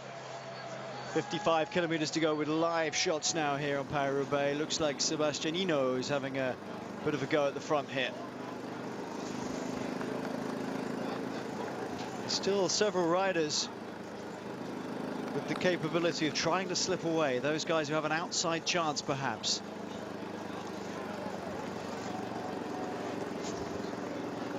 Still quite a big group, Sean. I mean, it is 55 kilometres to go, but still a surprisingly large group with a lot of different riders in it. A lot of different outsiders in it. Yes, a lot of riders here, and I think it's the weather today, the conditions very good, and it's the familiar situation when you get dry cobbles sections, you get a dry day. Well, you can have a lot of riders going a long way towards the finish, and that is the case at the moment. But we can see here the riders that are in that group. A lot of the riders who know that they have to get out this one if they have any chance of getting a performance here, and we're seeing that a number of attacks here, and I think if we see this group just going at the moment after slowing down quite a lot, there will be a lot of attacks, and riders will start calculating this is the moment now to try and get away, while there's a little bit of an easier time in this group.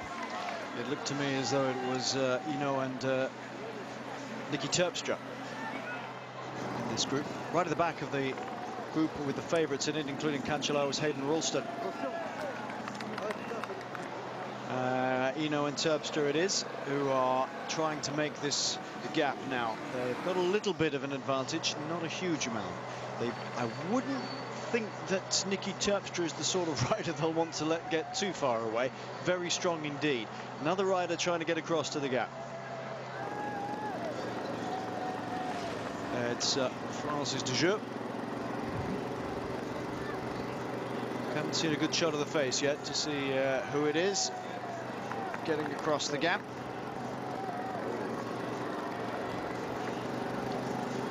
You don't. It's not. It is. Won this race in 1997. Frédéric Guidon. There he is. Third in this little group now. Nicky Terpstra is the man at the front from Milram. Then Sebastianino, and now another couple of riders trying to come across. Oh, that's really strong out now. Everybody just marking time. The big favourite just marking time, letting some of the others just shoot off and do their thing. And if they can just hold the wheel, then it'll all come back together. Well, the pace has eased up a little bit. So Eno, Terpstra and Guidon get a little bit more respite. Guidon has so much experience now. Yeah, you can see the race motorbikes on the side. Official motorbike, comms motorcycles going through. New breed of motorcycle this time. I noticed them. A new Kawasaki Versus, I noticed.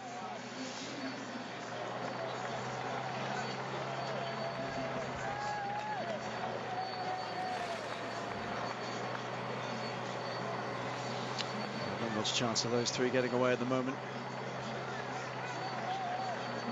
Team Sky have 1, 2, 3 riders up here at the front. Hushoft seems to be a little bit more isolated by himself now. There were 2 or 3 Cervelo riders in this group. I think they might still be there. Hammond is still there. Yeah, there's Hammond there, but I haven't seen him ahead. He's rather is behind that. And the interesting one is that Cancellara, we don't see any from Saxo Bank here. No. We did hear over race radio Bretschel was having problems with the name. I don't know, was it a mechanical problem, was he losing continuity with the group, but it did say his name came over race radio, which was pretty broken at the time. But it is interesting to see now that considering this the strong team, and that sometimes when you have a really strong team you get a little bit too confident and maybe you take up the race too early, and I would be concerned with that today, that the Saxo Bank really took it up at a point when it was not really necessary, because the breakaway out front did not have a huge advantage, as we talked about it a bit earlier. And I would, as a rider in Cancellara's position, to sit back, take it a bit easy, and hopefully get your men further into the final. And now we see the outcome. He hasn't got any teammate, I don't think, in this leading group with him. And just looking back, we see Bonin there really opened the pace for a while. That was around the moment when Bretschel had the problem or whatever it was. I think that was the reason that we see Bonin really just opened the pace to make it difficult for Bretschel to get back in, because he knows that if he allowed Bretschel to get back into this leading group, well, then that would be a difficult one with the 2 strongest riders from Saxo Bank in the leading group. Strong riding by Sebastianino. And here he is. Look at that chain bouncing around there. using the SRAM components, I think these go. Bonen's gone on the attack again. It's another push, and that's a really big hard one. Out of the saddle on the cobblestones, and really trying to thunder away from everybody. Thor Hushovd is trying to go with him.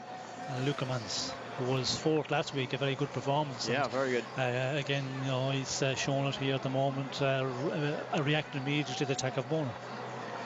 Lurking, though, is Pipo Pozzato, and Fabian Cancellara not panicking, still sitting in the saddle, just eating up the gap rather than anything else. It actually wasn't Hushovd who went across to them, it was Hammond. Hammond is on Bonen's right-hand shoulder now, with Lukemans there as well. Still Sebastianino ahead of the rest of them, but not by hardly any gap at all now. There he is. Frederic Guidon, by the way, who was in that group, if he'd have gone away and stayed away and won the event, he would have been by far the oldest rider ever to have won Paris-Nice. He's 39 years of age now, is Frederic Guidon. That man there is Robbie McEwen.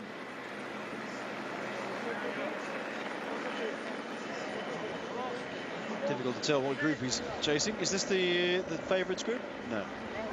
Is it? It is the favourites group. Bit of a nod of the head there. They're spread out across the road now. Each one trying to take his best line across this section of cobbles. That was another interesting little dig by whoop. We've got a puncture here.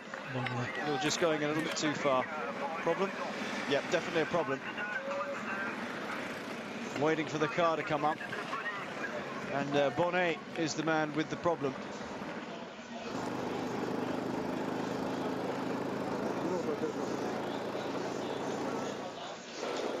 There's Sebastian Hino still pushing on as hard as he can. The man who's come up behind him with Omega Pharma was Jürgen Roelands, I think.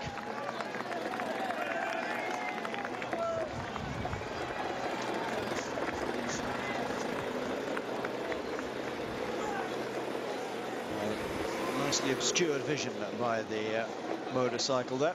50 kilometers to go. That's a good ride by Hino. He's pushing hard, there's no doubt about that.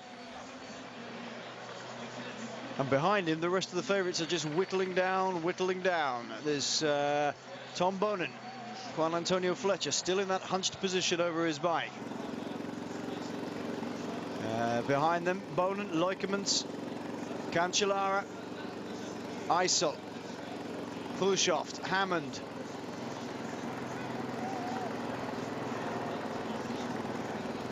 Well, good riding by Hino. Can he just tuck back in this group, Sean, and just get a little bit of recovery and hang in there? Yes, I think he can recover, and he was, I think, going out front with the hope that he would be joined by some other riders, but you know, Bonen and the other favourites keep the pace very high. As we see once again, you know, more attacks here. That's going to be the case. It's Hosta having a go here. They all know now that you know, there's a little bit of rivalry here between the big favourites, and surprisingly Cancellara seems to be very quiet. Does Bonen, you know, feel something that Cancellara is not on his best day, and that's why Bonen is very active and been very active over the last number of kilometres.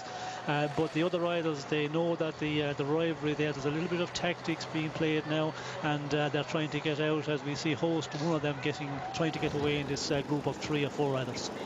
He's a dangerous man to let go, and Hosta and Leukemans working with Hino. Hino will be very pleased to have them with him.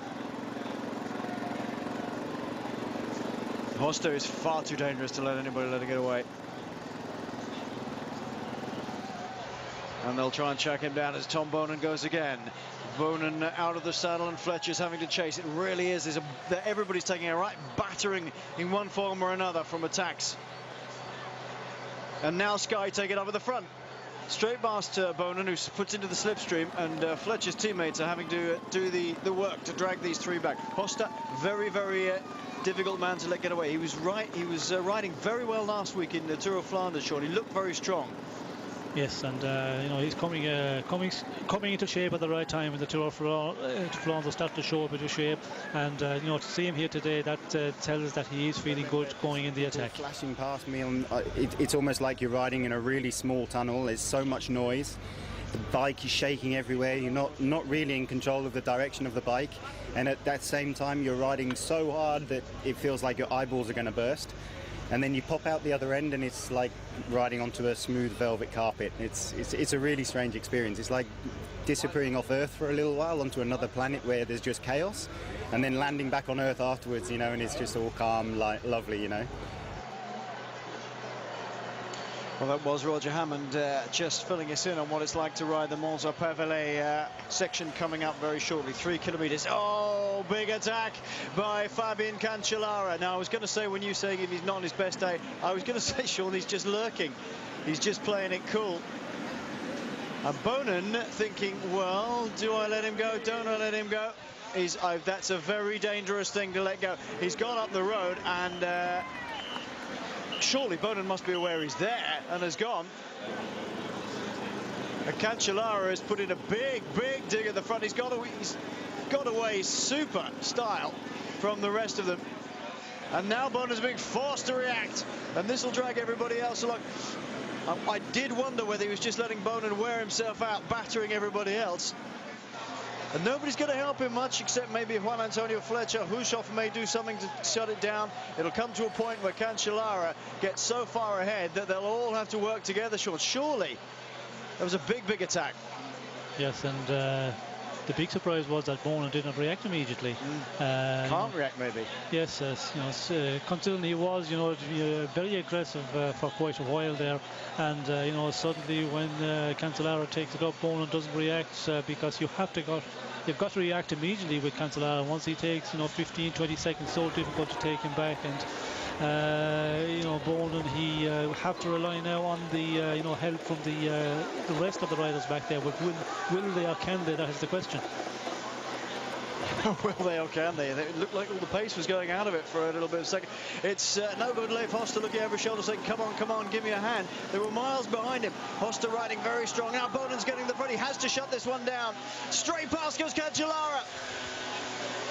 And Lookemans, oh, he did this last week. He just hung on to the coattails of other riders. This time he's done it again. He's got onto the rear wheel of Fabian Cancellara. That's a great attack by Cancellara. He's gone up to this leading group, but he's gone straight past them. Hoster working super hard to get back on that wheel. Lookemans was the one who reacted immediately. And Bonin's dragging his rivals along with him. It's Hushoff, Fletcher in the wheel.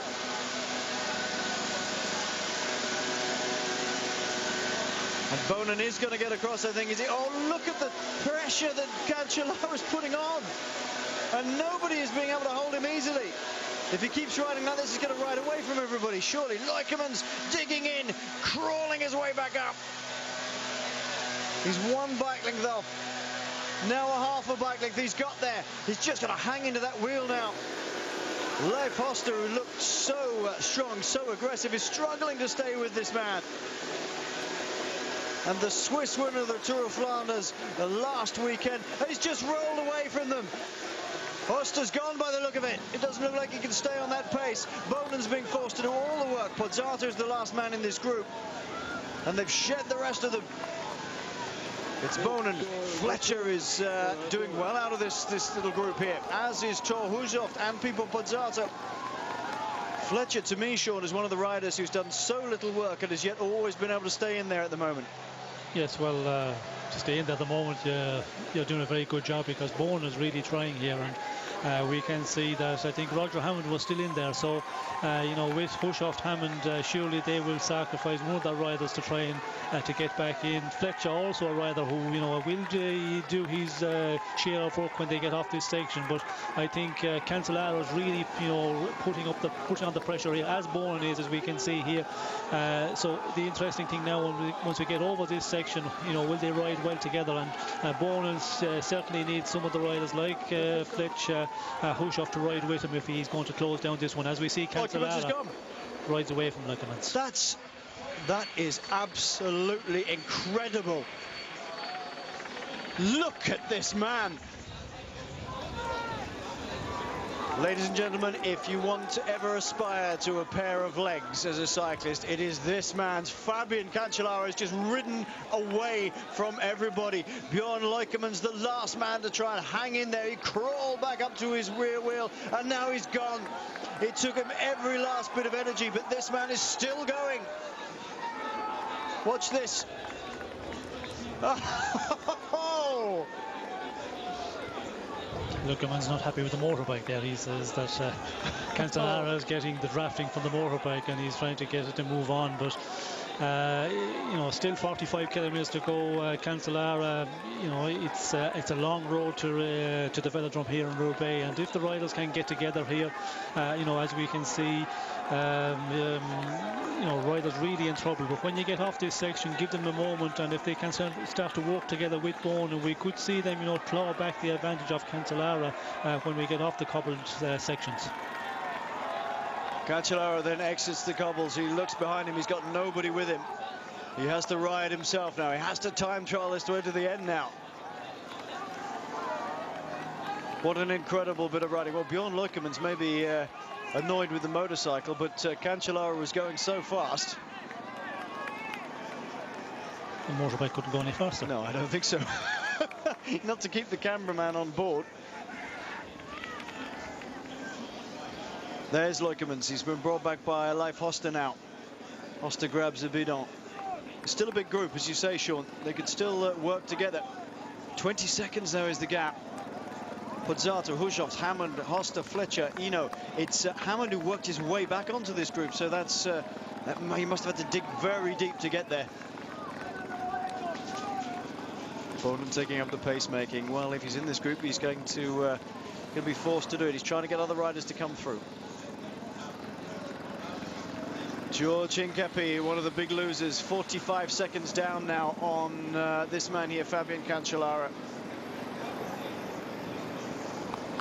Well, there's not many riders do the double, is there, Sean? One weekend after another. No, not. And going into this race, and from the performance last year, he was, you know, the one who was looking that he could do that. And at the moment, you know, the 25-second advantage, 44 kilometers to go after what they have been over today, and what's still to come here with the cobble sections. It will be interesting to see if he can hold off this group, because as we can see, they're starting to get it together here, and if they can, you know, gather their forces, this group, you have quite a lot of riders with big interest here of, you know, trying to ride together here, contribute to the pace setting in that group of Bonin, and it will be interesting to see if they can pull back on Cancellara, because it's one man now really against quite a number, depending on how many are able or are prepared to work in the group of Bonin.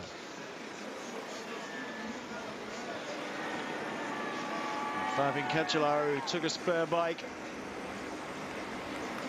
thanks to a problem with the rear wheel at some point. He's just riding away at the moment. 28 seconds is the gap. If he gets beyond about 30 or 35 seconds, Sean, it's going to start to get very difficult.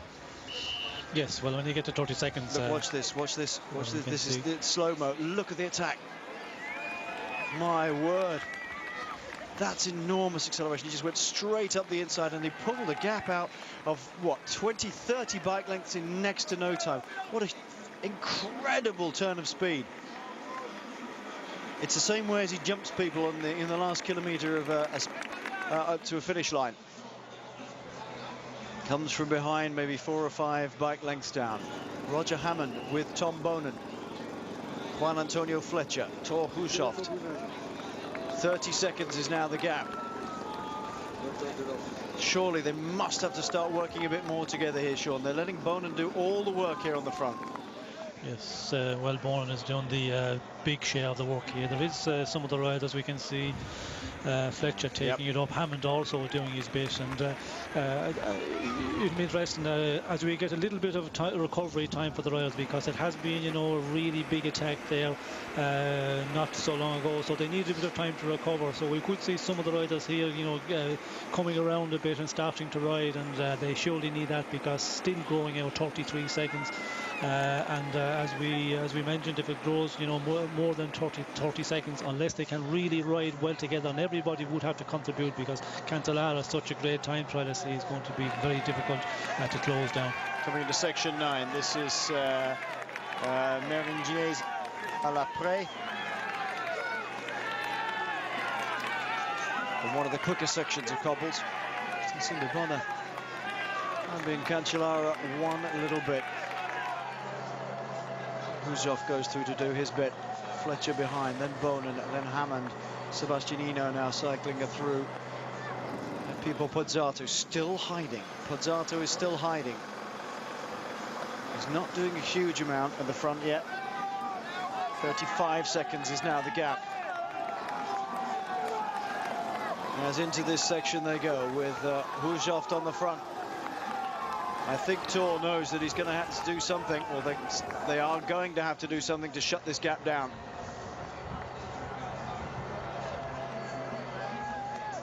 They must be just praying, hoping against hope that this man has done too much. And I did wonder a little earlier whether he was just lurking. He just seemed to close the gaps nice and smoothly whenever they went away. He never really panicked, and he just sprung an enormous one on them and stuck it up the inside, and away he went. Huzov still piling on the pressure behind. And you have to wonder who they're working for, Cervelo. Is it Huzov or is it Hammond? Hammond has been in slightly better shape in the last month. 35 seconds, the gap is steady now. Is it enough for Cancellara to stay away? Well, this is the select group now. Other favourites like George Hincapie and Bernard Eisel have gone by the board, 45 seconds back. Will they be able to shut down the gap? Who knows? There they are, just coming to the corner, as you can see. That's the group containing Hincapie and Eisel. We'll take a short break with Cancellara 35 seconds up.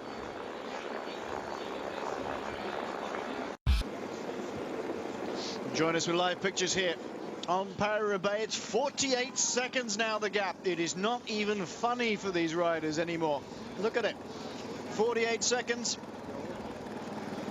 It's going to go out to a minute very shortly if they're not careful. Leif Hofstad was throwing his arms in the air, saying, come on, we've got to work together. This is the further group back with Bernard Eisel sitting on the back here. He's got Hansen with him. He's got another rider with him. I can't see who it is at the moment, trying to drag him back up to the group. They're in further 15 seconds down. There's George Hincapie, the American champion. Close, but no cigar again for George by the look of it, unless they can get back up there. There is Eisel, who goes through. Lloyd Mondory is the rider from AG3 Le Mondial. But Cancellara is just riding away with this. I don't know what else to say. He's just riding away with it. 1.4 kilometers of cobbles here on sector 8, and he's pulled out the gap to 50 seconds. Is there any possibility? Surely the only possibility is now that he's going to blow Sean, because the others are not making any impression. Yes, I think that is the only way that they can have any hope of pulling Cancellara back, that he will start to suffer a bit further on, because they seem to be giving it their best here, the chasing group of 8 riders, and the gap is just growing out all the times. Again, Cancellara is so powerful, and taking it up at that time, I think nobody expects him to go alone at that outside of 40 kilometers to go, and just got Bonin. He was seemed to be quite a bit back in the groove when Cancellara went in the attack, and it was certainly well timed by Cancellara. He could see that Bonin was a long ways off, and just decided to go for it, and I think took a lot of these riders by surprise, just going so early. I'm not sure I quite agree with you that they're giving it their best, actually. I think a lot of them are thinking, well, who's going to take this up? Are we even going to take it up? There was some resignation, I think, in some of the looks, some of the body language. I think they've sort of maybe picked up the pace a bit again now, but for a while on the tarmac there, they were looking as though they were resigned to the fact, well, what are we going to do here? Hammond on the front, Huzov behind him, then Fletcher, Bonin, Hofstad. It's a good group, and they should be able to work together to bring back Fabian Cancellara. It doesn't matter how good you are, if you've got this good a group of riders chasing, if they all worked together, properly worked together, they should be able to pull him back. But it's not happening. I think everybody, because the group is so good, Sean, everybody reluctant to chase down dramatically, because they'll get sprung and somebody else will go off the front. There's too many good riders, almost. Yes, and the problem is still 37 kilometres to go. I think they're calculating, as we see, it just goes over the minute at the moment. There's some of them there maybe calculating, but if you're starting to, you know, feel the effects under a bit of pressure here, it's the normal thing that you do. You try and, you know, not take too many pulls on the front. And as you said, you know, the riders like Bonin here, Pozzato, probably some of the stronger riders, Fletcher, who's in very good form, and then you look at the other ones, you know, Hino, Post, they're going to say, well, I'm not going to really give it 100% here, because they're riders that are in better form and have been showing better form over the last couple of weeks. 104 for Fabian Cancellara, the Swiss national champion. Actually looks great in that jersey, I have to say. He's just ridden away from his main rivals, including Pippo Pozzato, Tom Bonin, Tor Hushoft, Juan Antonio Fletcher. And you know, there'll be director sportives in cars going, well, you know what, there's not a lot we can do about this. Doesn't matter how hard we try to track it down. Fletcher comes to the front now to do a little bit. Looking over the shoulder, though, see who's going to be there. Bonin back to the front. Bjorn Leukemans, again, once again managed to tack on to riders and get himself in a good position that even he couldn't stay. I'm not sure there's a heart in this. 106. I'm sure you're right in saying, Sean, that they are calculating just to hope that perhaps Fabian Cancellara will tire, but it doesn't look as though that's the case at the moment. And I'm not sure they're 100% committed behind. 1 minute and 40 seconds now from this man back to George Hinkepi and Bernhard Eisel. He's not slowing down, Sean. There may be a lot of people wanting him to slow down in Director Sportive's cars, but he's not slowing down. He's looking very, very strong. He's certainly given the impression at the moment that he's you know, just going at the same rate as he was a number of kilometres ago. But again, you know, 35 kilometres, can he hold this out? And there's always the risk, but the gap at the moment, like it's a comfort zone there over the minute advantage, unless they can really, you know, get up their game in the chasing group of 8 riders. It seems like that, you know, and we're not going to see Cancellara being pulled back by this group. Bonin sitting on the front. Leif Hoster comes through to do his turn. 118, the gap has gone out now. I have a sneaking suspicion it's game over. I know it's such a putting your head on the block thing, but it just doesn't look to me as though they've got it in them to bring it back. Filippo Pozzato now gets to the front, but easily and quickly swings off to let Tom Bonin come and do some more. And look at Leif Hoster, he's trying to push people up to do some more work.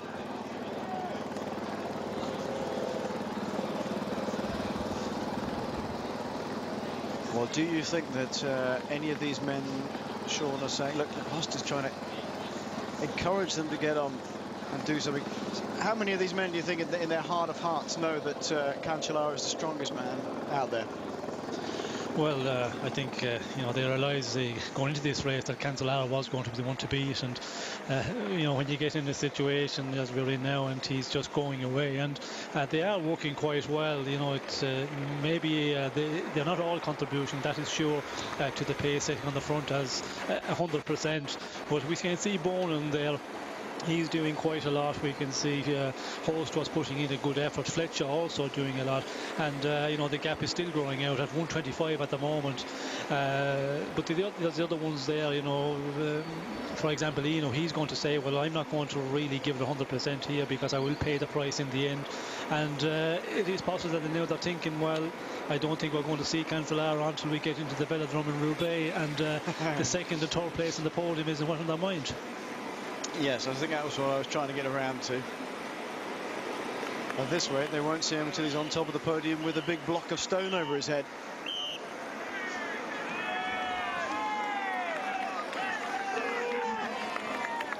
Well, there seems to be the group behind are still going through to do their turn. Nothing seems to be making much of an impact at the moment. It's Hushovd, Pozzato, who said he was back. He said he was back in shape, back in form, ready for this race. Fletcher, Bonen, Hosta, Eno, Leukemans. And Sebastian Eno has his arm up, waiting for the car to come up. I don't think there's a mechanical problem. He just wants a new bid on and a new bid on, I should imagine. Section 7 they're going through. Templeur to Lapinette. Again, one of the faster ones right on the crown of that road. You can see how much more compact it is in that small space in the middle. He's just hammering away at this now, Fabian Cancellara. Well, last weekend when they got to the Capelmeur, he just sat in the saddle and rode up it away from Tom Bonen. Bonen absolutely all over the bike, fighting it. Doesn't look like that record's going to be in Bonen's favor today. He was after a third win in a row and also trying to become a 4-time winner and equal the record of Roger de Vlamingh for overall wins. But it looks like he's going to be stuck on 3 at the moment. 131. The gap isn't going out as quickly as it was, Sean, but it's still going out second by second. Yes, and I think Cancellara in the beginning, he wanted to pull out the gap quickly, and the reason being to get the team car to be allowed up to follow him. You know, that is probably the tactic also, because if you depend on the neutral service, well, then you haven't got a bike, and it's so easy here to have a major problem. You know, you can have a bike, a frame can break, so I think that maybe was part of the tactic as well, and maybe he just, you know, settling it now, and Cancellara knows that, you know, the 1.5 minute advantage, he's going to, you know, try and keep it around that, and it is a big ask. It's a huge, you know, a huge advantage. When we see the way the Royals are working here, it doesn't look like they're going to, you know, eat into that advantage of Cancellara at all. Nothing at all. In fact, it's gone out again. 135 now is the gap as Bjorn Leukemans gets on the front. I think this group are going to have to start thinking about seconds and thirds. Surely there will be attacks out of this group against each other, Sean. When will that start to happen? When do you start calculating that you're not going to start pulling back the advantage on Cancellara as a group, and you start looking at attacking each other? Well, I think they will, you know, stay in this group of 8 for quite a bit more. Again, the group behind of George Hincapie, you know, they have to calculate on that, how far they, you know, further down the road before you start attacking out front. And I think everybody in this group, you know, are going to be getting tired, and some of them are, I think, really starting to suffer, and that is also going to push the idea of going the attack a bit further on into this race, because still with over 30 kilometers to go, it's you know, it's a long ways to go, and there's not a lot of riders around to take it up like Cancellara and just time trial out front on your own. So I don't think we will see them until the last you know, 10 kilometers before they will start attacking each other in this chasing group. Bonen's on the front again and winding it up, to be frank, just a little bit. Fletcher's in his wheel. Hushovd and Hammond, who are at the back, beginning to struggle, I think, a little bit. Although the gap is still going out there, is Thor Hushovd. He's not been in the greatest of shape. He's not had a very good early start to the season, Sean, Thor Hushovd, but he seems to have come good in terms of fitness for today. Yes, he has come a long ways. You know, he had a difficult start to the season before the opening races of his season. He was sick and hadn't trained a lot. And I remember seeing him in the Tour of Algarve. He was in very poor shape, getting dropped very early on the difficult stages. And you know, he has made up a huge amount to be here today, but still a little bit, you know, off his best. And you're going to pay the price today for that. And I think we will see now in the final, you know, who was the ones again who are on the best of shape. And I reckon that we could see Hushovd having trouble in the final 20 kilometres this one again, because he hasn't really done the races and the distance in the races, and being up there at this level which he's in at the moment, like he's, you know, up there with all the big top favourites. Can he hold on out there today? I think we might see him in a bit more difficulty as we get closer to the finish of this one. Cancellara just knocking off the rear brake. He just bounced around slightly off centre, probably just dragging it a tiny bit on that rear rim. Super smooth. He's in time trial mode. 140 is the gap over this group of 8 chasing riders.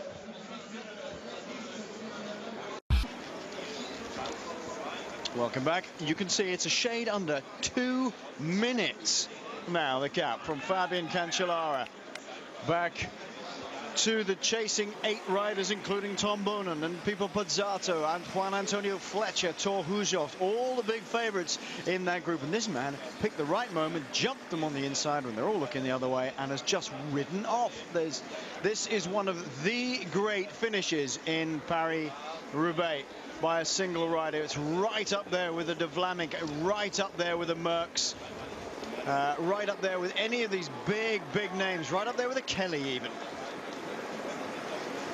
What an extraordinary feat. It's going to be 2 minutes very shortly, with still 28 kilometres to go. It is game over, I'm afraid, for the win, unless something absolutely spectacular happens to Fabian Cancellara.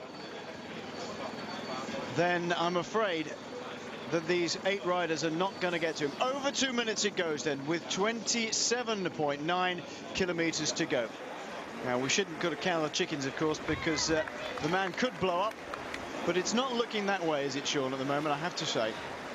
No, it's sure not. It looks so impressive at the moment, and you know, the clock is telling it's just growing all the time, and you know, they're just the chasing group of 8 riders are giving their best, and you know, everybody seems to be giving some bit there to try and keep it going, but you know, no effect on the lead of Cancellara. It's just you know, he's pulling out all the time, and he looks so comfortable.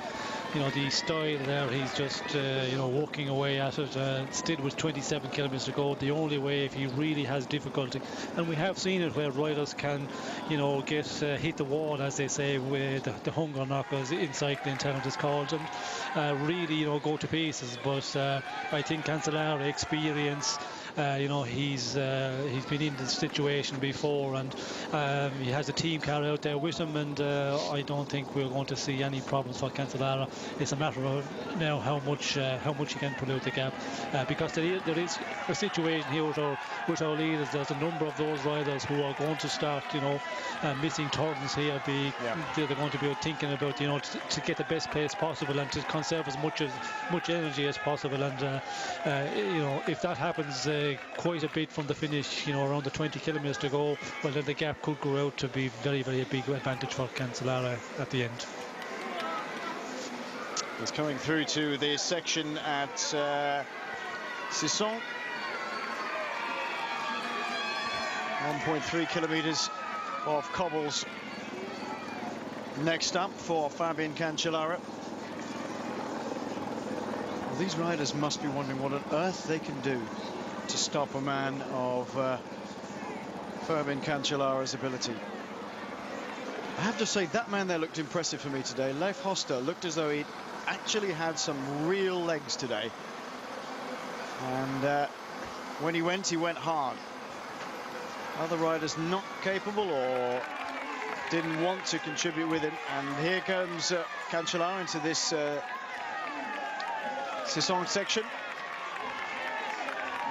Huge crowds. We haven't heard any of the problems, by the way, that we had last year with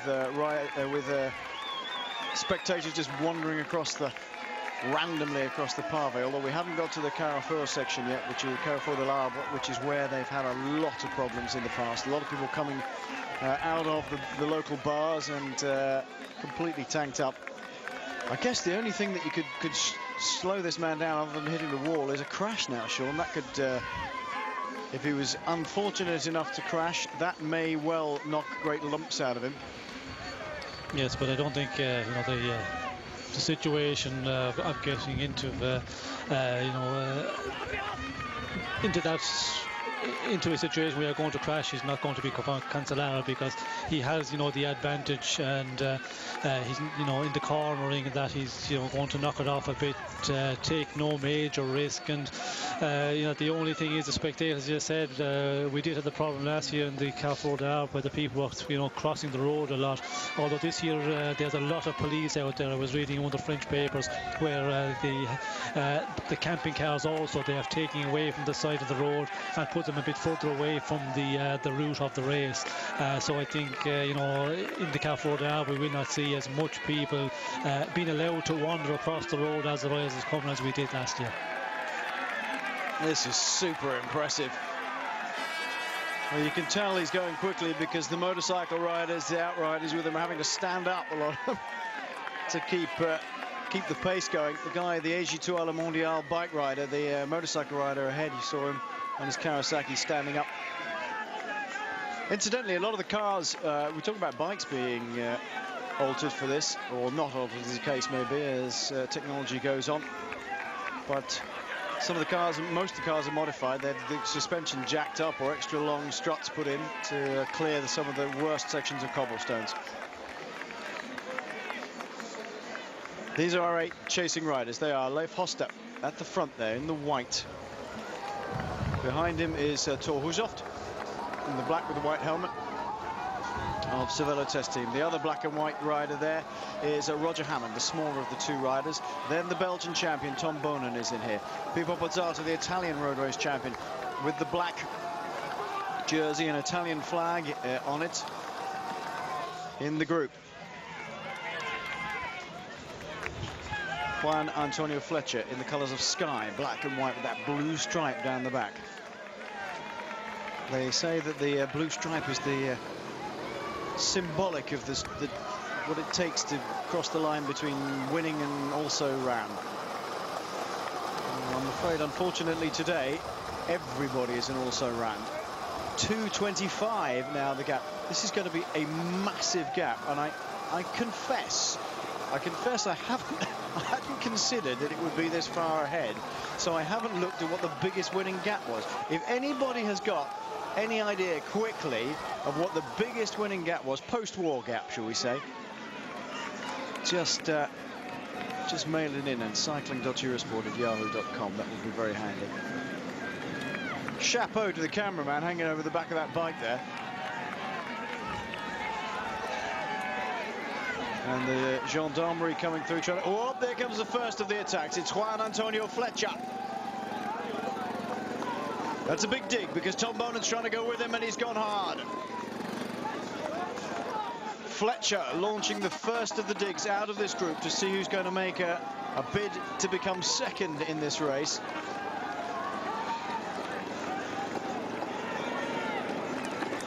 And that's a good attack by Fletcher. He's going very well indeed, and he's pulling out a decent gap here, Sean. Yes, and we can see that Bonen, you know, really trying to get back in here, but having difficulty closing it down. And again, you know, Fletcher, the surprising one is that nobody reacted immediately when Cancellara went, because if you're not on the Swiss train when it's pulling out, well, then it's over. You're never going to get on once it's left the station. And I was surprised that Bonen, you know, did not really react much quicker when we see Cancellara attacking. You know, you can see now who is, you know, the better one, and Fletcher here, able to ride away from this group. That tells us that he still had a lot of power left, and you know, disappointing that he did not react immediately individually, because I think if Fletcher was in the wheel of Cancellara, he would not be, you know, ridden off the wheel as we see some of the other riders, Ho, Steen or Luckermans, they just weren't there to follow that speed of Cancellara when he joined him up on the section of cobbles. But you know, Fletcher would be one of the ones, if he was in the wheel, I think he would have maybe difficulty getting him out. But again, you know, the attack by Cancellara was very, very well calculated. Extremely well calculated. Look, went up the inside when they were looking the other way, really. Tyre pressure's running not as high as you would be on a normal road race. And most of the shock absorption in any of these bikes comes from the tyres. And that's a great attack by Fletcher. He's now by himself, riding for second place. Well, how much can he eat into the lead of Fabian Cancellara, one wonders?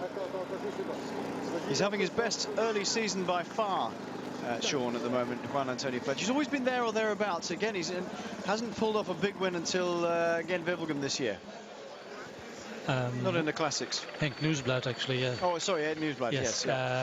He's always been there. And you know, in Paris Roubaix, Tour of Flanders, I think Paris Roubaix is the one he prefers most, and he has, you know, had some great performance here, and just, you know, always up against somebody who has been, you know, that much stronger at the period.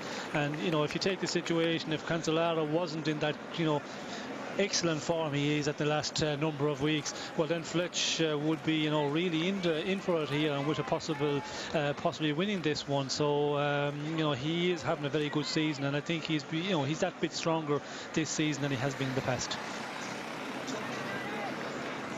This is the back of the group with Bonen. And there's only 5 of them left at the moment. I'm afraid that that little dig by Juan Antonio Fletcher, followed by Tom Bonen, well, partially followed by Tom Bonen, has got rid of a whole bunch of them now, including Leif Hosta and Sebastian Eno. 2:17 is the gap. Still looking super strong. 21.9 kilometers to go. This is the man in second place now, a lone figure of Juan Antonio Fletcher. Shoulders hunched up, digging in deep. 2:15 back to Fletcher now. 2:24 to the group of Tom Bonen. He's only got 11 seconds gap. He's given it a go. But it's Thor Hushovd who's doing a great deal of the work here to try and pull back Juan Antonio Fletcher. Is Bonen going to go here? No, he's just going to move to the left-hand side, just wind the pace up a little bit. Fletcher's not got it, Sean. He's not going to get away. No, it is. They're working well together. We can see their Hushovd, you know, pulling it quite strongly, and now Bonen takes it up. You know, it's not going to happen for Fletcher here. You know, when they start working together, and if you get, you know, the strong riders like Bonen, like Hushovd, who you know, do a good turn at the front and pull it for 150 to 100 meters, difficult for anybody to ride away. But he knows that. Fletcher knows that if he waits here and he finishes with the group, of course, in the sprint, he's the one who is the better sprinter. If he comes up against Bonen and Hushovd, Hammond for that matter. So you know, his tactics and his calculation is, I have to get away from this group if I want to get on the podium. And he realizes he's not done that at the moment. Sits up a little bit, waits. Back they come.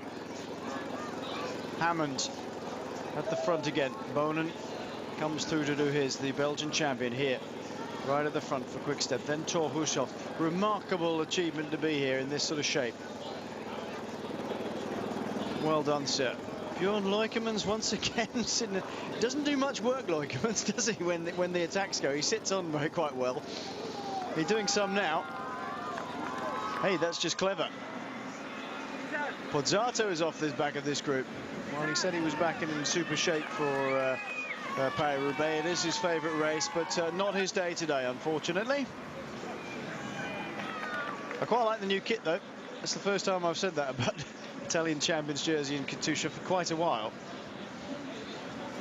And difficult to be back in form, of course, missing out last week on the Tour of Flanders, a stomach bug a number of days before it, and when you get that, first of all, you know, the stomach bug, it takes a lot out of you, and also missing the competition. Pozzato is paying the price today.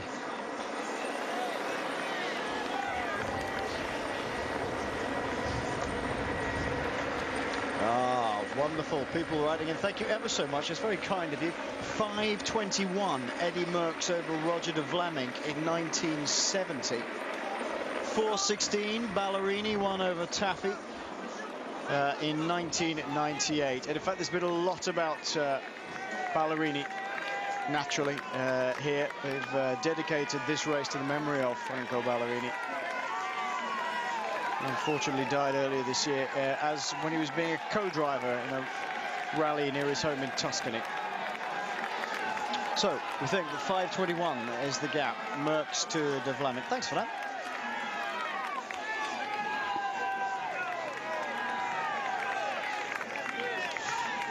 .232 is this gap with still 19.5 kilometers to go. Still pulling out. Oh, well done, sir. Well, maybe they've just eased up a little bit. Would seem to be that way. The gap had been about 2:20, so they've lost another 12 seconds on Cancellara. It allows Pozzato to get back in this group.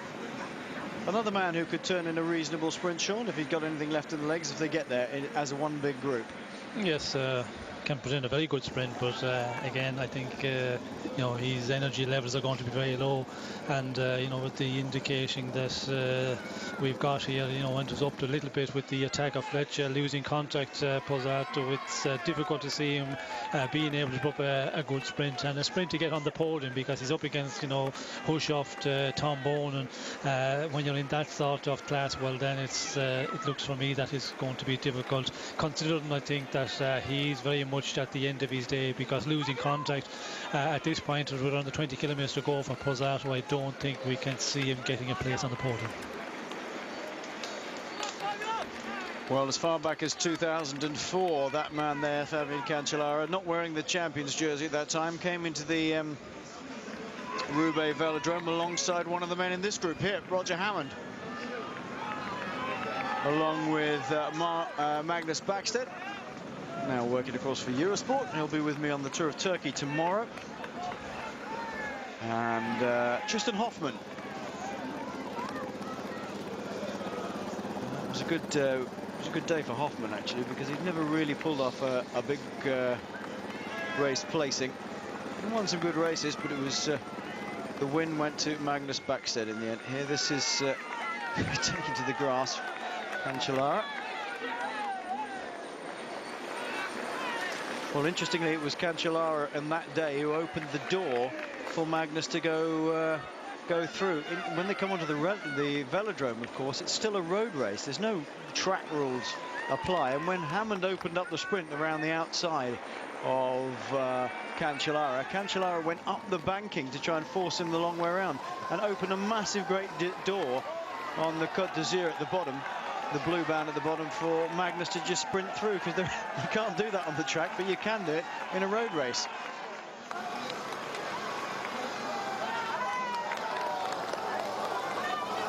Into the next section of cobbles goes Roger Hammond. This is section 5 at Champon Pevelé.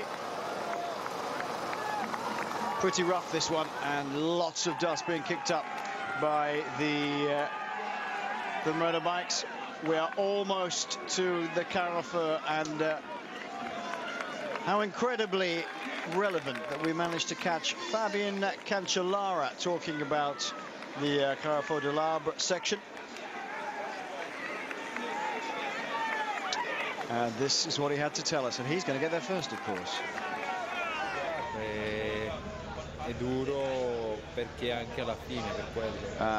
He says the Carrefour de l'Arbre is particularly hard because it comes towards the end of the section. Just bounces across the cobbles there, and a big pothole. For the race, there's thousands and thousands of people cheering and supporting, and everything changes. It's a different music, it's a different feeling if you're in a good shape and the weather's good. You can watch out that nobody else hits that pothole really hard. Well, there's Tom Bone wearing the number 1 on his back. He won last year, he won the year before. He rode away from Pipo Pozzato last year to take the victory, but not quite as far out as this. Not the same way as Fabian Cancellara has done. Here we go, nasty section coming through. Into the 4th section of the Carrefour de l'Arbre goes Fabian Cancellara, leader of this race, bidding to become another winner here. Just look at that rear tyre bouncing. You can see how much it gets compressed when it hits a big Harat. Right almost down under the rim. They run quite a low tyre pressure in there. Just bouncing around all over the place. It's not slowing him down at all, though, and the crowd's absolutely rammed in here further on.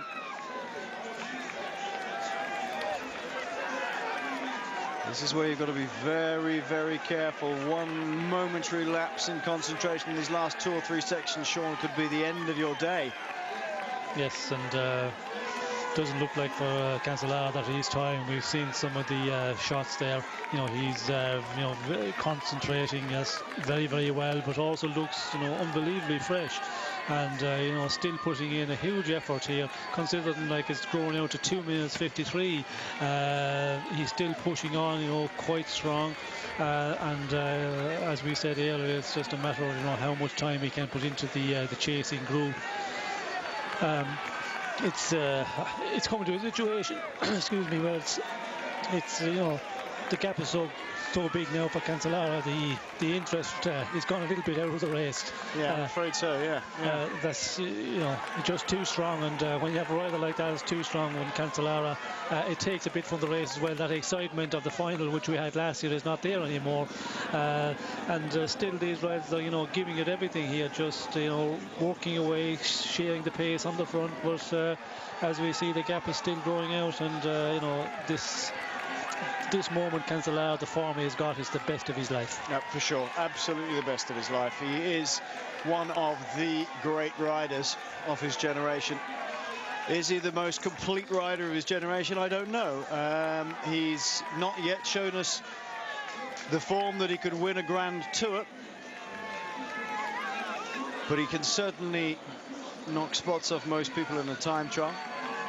And look at this riding here. 3 minutes and 1 second is the gap. These 5 men unable to bring him back at all. So this is the race, really, Sean, isn't it? Who is going to take 2nd and 3rd spot? That is what the race comes down to now. Yes, and I think we will see, the best part of the action will come from this group now, because they're going to attack each other, and some of the riders here who haven't got a very good sprint in the end are going to go in the attack in the final kilometres. And of course, Bonin is the one who is the better sprinter. He will try and control the situation. But I think on these final sections we could see the likes of Fletcher going in the attack again. If he has still some power left, he has to do that, because his only way of getting on the podium is to get away from some of the better sprinters that he's in with at the moment. Presumably we'll look at Leukemans jumping on any attack that Fletcher were to launch, or could be the other way around, of course. There's some very good sprinters in that group, and 2 not so good sprinters is the essential part of it, the long and short of it. Little flick on the bike for Cancellara. Maybe he is getting a tiny bit tired. 3rd, section 3. This is Gruson. It's short and it's relatively easy, this one. 1.1 kilometers, fairly well laid out. But I tell you what, after 200 kilometers or so, this is still hard going. All he needs now, but in this race, it's never over till it's over. We say, barring all incident, that this man is going to ride in alone. 3 minutes and 10 seconds ahead as he is at the moment. But it's never over till it's over in bike racing, especially in Paris Roubaix. One little slip, one lapse of concentration, one spectator stepping out or even just stumbling a little bit and bringing down Cancellara would be disastrous for him, especially if he tumbles very, very hard. He might well get back on, but the time he may lose running in could be huge. And we saw what happened last year when Thor Hushovd went down in the closing kilometers. Lost a fistful of time. 3:12 is the gap then. As Hushovd, Bonen, Fletcher try and pile on the pressure now. And Hushovd trying to get away to go a little better than he did last year. That's some really sustained effort by Thor Hushovd, and Bonen's having a little bit of trouble going with him. He wants Fletcher to come through and give him a hand and shut down Hushovd, although Hushovd's not getting away.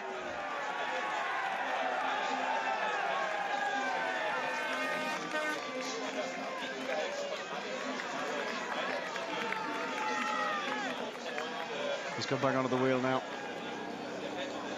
Fletcher. Pozzato distanced just a little bit. He's fighting to get back on again. He's going to get back up there, but he's struggling, Sean. He really is struggling in these closing kilometers. He's working very hard and gradually eating up into people when they do attack again, but he's not got the zip. No, hasn't got the power. I think we see the opening pace, he's losing contact, and a lot of riders here. We see Bonen also seem to be, a little bit in difficulty. And they are really pushing it on the limit here. We see Thor Hushovd having a big go there, and they were having having difficulty closing it down. But now we have riders really scattered, and as we can see, Leukemans is losing ground here. Roger Hammond also with Pozzato just getting back into the wheel of Roger Hammond.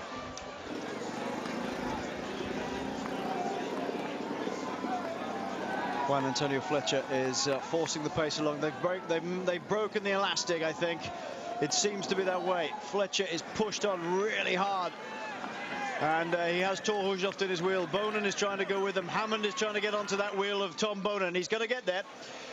Roger Hammond gets on. So at the moment, it's 3 minutes and 5 seconds back to Juan Antonio Fletcher and Thor Hushovd. Then Tom Bonen with Roger Hammond in the wheel. Has Pippo Pozzato managed to just latch onto the back of this once again? Well, it would be better if we saw a full shot, wouldn't it? But we didn't. That's great riding by both Hushovd, and we've seen that Fletcher has had a go once already, but been mightily impressed by Hushovd here. Yes, it's a good performance by Hushovd. As we mentioned earlier, he's coming from a long ways. His form wasn't great in the last number of weeks, but has been improving all the time, and putting in a very good performance here. And to be up there with Fletcher, we see Fletcher earlier on, and maybe he didn't give it 100% when he went in that early attack. Maybe it was just a little bit of a test or a feel to see how the other riders would react. It's a good move now with the two of them, and the places for the podium, that is so important, and that's what they really have to play for with the advantage. 5 minutes for Cancellara, that's over a long time. So if they can work well together, Fletcher, Hushovd, they can get on the podium, which would be a major performance.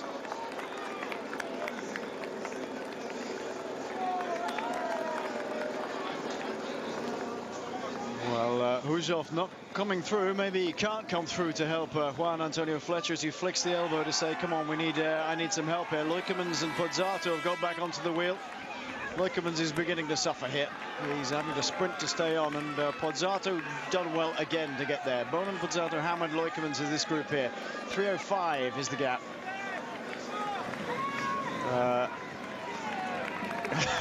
No, I'm not doing any more, says Bonen. Pozzato says, come on, get back in the line. No, I can't do any more. And then immediately does it. And there's a bit of playing going on now, I think. They'll be looking at each other to see if they want to shut down these two here. They are fighting for second now, Hushovd and Fletcher. 2:44 the gap. Well, they've done well to eat in that much into Fabian Cancellara's advantage at the moment, Sean. That's they've taken quite a bit out at the moment. That's a good attack by Fletcher then. Yes, they sure have, and it tells us that they are really pushing on here, and to get away from Bonan, but Bonan seems to be really tough in the moment. I think he's starting to feel the effects of the effort he put in earlier on. The advantage 2:46 at the moment for our two chasers, Fletcher and Hushoft. It's not going to. The time is not there. The kilometre is not there for them to have any chance of maybe eating a long ways into the advantage of Cancellara, because the time is, or the kilometres are not there. It's only 10.5 kilometres, in fact, now till the end of this race. It's been an epic win for this man, assuming he gets that. Really fabulous jump with over 40 kilometres to go. Caught them napping very slightly, but it wasn't just that, Sean. It's not really a case of catching them napping. He just went like a train. Actually shutting that sort of move down at that speed is a really big ask for anybody. Yes, and as we've seen with Cancellara in the last number of weeks, in the E3 prize, which was a semi-classic in Belgium last week, the Tour of Flanders last Sunday, and again today, when he gets a number of bike lengths, it's so difficult to take him back, to track him down, because so powerful. If you're not in the wheel, well then it takes a really strong rider to get back in there, and I think that was the mistake by certainly by Fletcher, when you see the performance he's putting in, because he's riding very, very strong, and Hushoff for that matter. If you're in the wheel, and when they go in the attack, the drafting, and people do not realise that how much of an effect it has when you're riding on the front, and when you can stay in the slipstream of somebody, the amount you can save, the amount of energy you can save is huge. But when Cancellara got 10 seconds, 15 seconds of advantage, well, then it was always going to be difficult to see him being pulled back.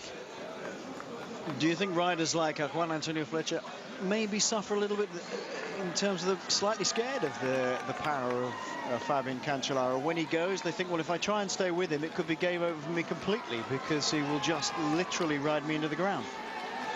Well, that is certainly the possibility there, that they are a little bit afraid to go with him, because they know if they go into the red totally, well, then you pay the price really, big time. And Fletcher's the one who can ride at a very strong rate, but maybe, doesn't have that explosive power, that real speed as Cancellara has got, and he just cannot match it at all.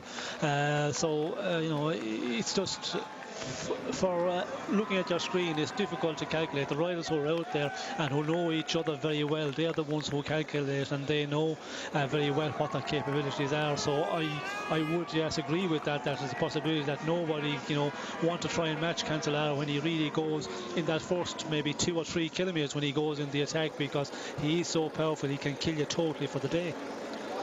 And he's realised that, hasn't he? He's realised that nobody's going to go with him, or nobody wants to go with him if he goes very, very hard for 2 or 3 kilometres, and then it's sort of almost game over because he's already pulled out a minute or so. 2:52 the gap back to Hushoft and Fletcher, and over 3 minutes.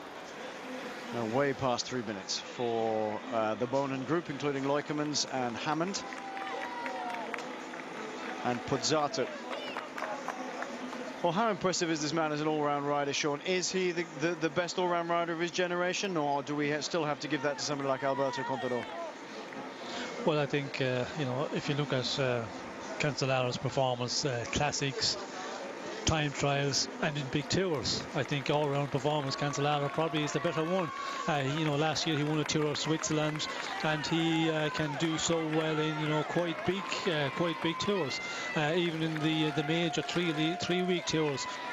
When he's really in form, he can go a long ways in the mountain stages, and the performance he's able to put in the time trials over the past number of years, it's. I think he's the best. For me, I think he's the best all-rounder. I might tend to agree with you. This is the penultimate section of Pavé. It's Hem. And there's no signs of Fabian Cancellara faltering. Maybe the gap is coming down very slightly, but that is about it. Behind him, Juan Antonio Fletcher and Thor Hushovd are bidding to become second and third. Who will become second and third, we don't know yet. But they've pulled out a handy gap over the Tom Boonen group behind them, with 7.4 kilometers to go. In this penultimate section of Paris, it's Cancellara all the way. These two, Hushovd on the right-hand side, and the Sky rider there, Juan Antonio Fletcher. It was too late to bring back Fabian Cancellara, and they are really vying for the minor honours here. Well, Thor Hushovd managed to stay upright this time, and once again, no Paris Roubaix for Juan Antonio Fletcher, Sean. Once again. No, and you know, it's difficult for Fletcher. He's put in some great performance over the years, but always, you know, a rider or a number of riders just better than him, and the sprint is Fletcher's big problem, because when he arrives in a group, he doesn't have that great sprint like some of the other good classic riders has, and that's what he's been paying the price for that. But you know, again, against a Cancellara, when you look at, you know, today's performance that Cancellara's putting in, you know, you can do nothing against that. When you get a rider in that shape and of that quality, well then you just have to, you know, calculate your effort, and I think to get a place on the podium is always a good performance, but you know, so difficult for anybody to take Cancellara on today. It was just an impossible task. Yeah, I think I'd have to agree with you, a completely impossible task. But Cancellara for me is now entering, or has entered, one of the all-time greats, not just as a classics rider, but as an all-round rider. He can time trial better than anybody in the world at the moment. He's riding some of the classics better than anybody in the world. I mean, can he translate this sort of form to the Ardennes Classic, Sean? Would he go? Well, I think last week I was reading after Tour of Flanders he wanted to concentrate on the Ardennes Classic in a number of years, like Amstel Gold or the Liège-Bastogne-Liège, and he can, you know, do that, because when you look at his performance in the big tours, and as I mentioned some moments ago, the Tour of Switzerland, he won it last year, that is a very difficult, a very mountainous race, and also his performance in the mountain stages in the Tour of France in the past, and I can see him winning a race like Amstel Gold or Liège-Bastogne-Liège if he concentrates on that and prepares for that, because it does take a little bit of a different preparation. The style of races you do to build up to it are totally different, and if he goes down that road, I can see him winning a race like Liège-Bastogne-Liège. Björn Leukemans at the front of this little quartet now. Leukemans, then Boonen, Pozzato and Hammond. Great ride again by Roger Hammond, Sean. He's showed, as we were speculating early on, that he is in very, very good form and capable of being somewhere up near the front. Yes, a very good performance, and you know, last week we didn't really see him there. He hopped up in the final classement and finishing in the top 10 place. That tells us that the form is good, and of course Paris Roubaix is a race where he has, you know, put in great performances before. So today, you know, we talked about that, and he was one of the names that we threw in. We said if there was a group maybe went away in the last 30-40 kilometers, if he got into that group, he could, you know, one that could win a Paris Roubaix. And he definitely put in a very good performance here again today to be up here with this class of rider, and, you know, going to finish, you know, very high up in the placings once again today. You know, a magnificent performance. The gap has settled down again. 2:41 between our two chasing riders, or our two chasing is hardly the word, really.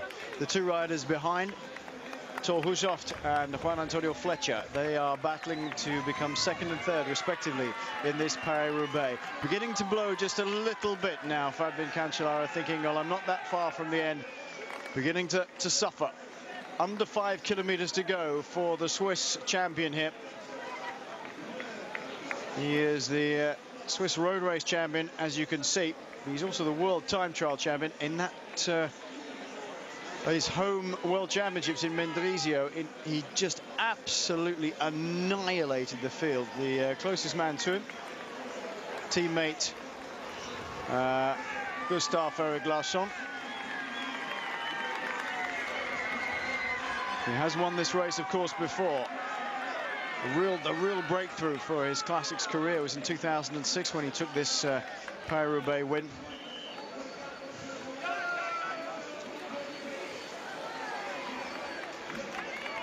And he's going to do it again today. 2006 for Cancellara, 2007 for O'Grady, Bonin 2008 and 9. He's not going to manage it again today.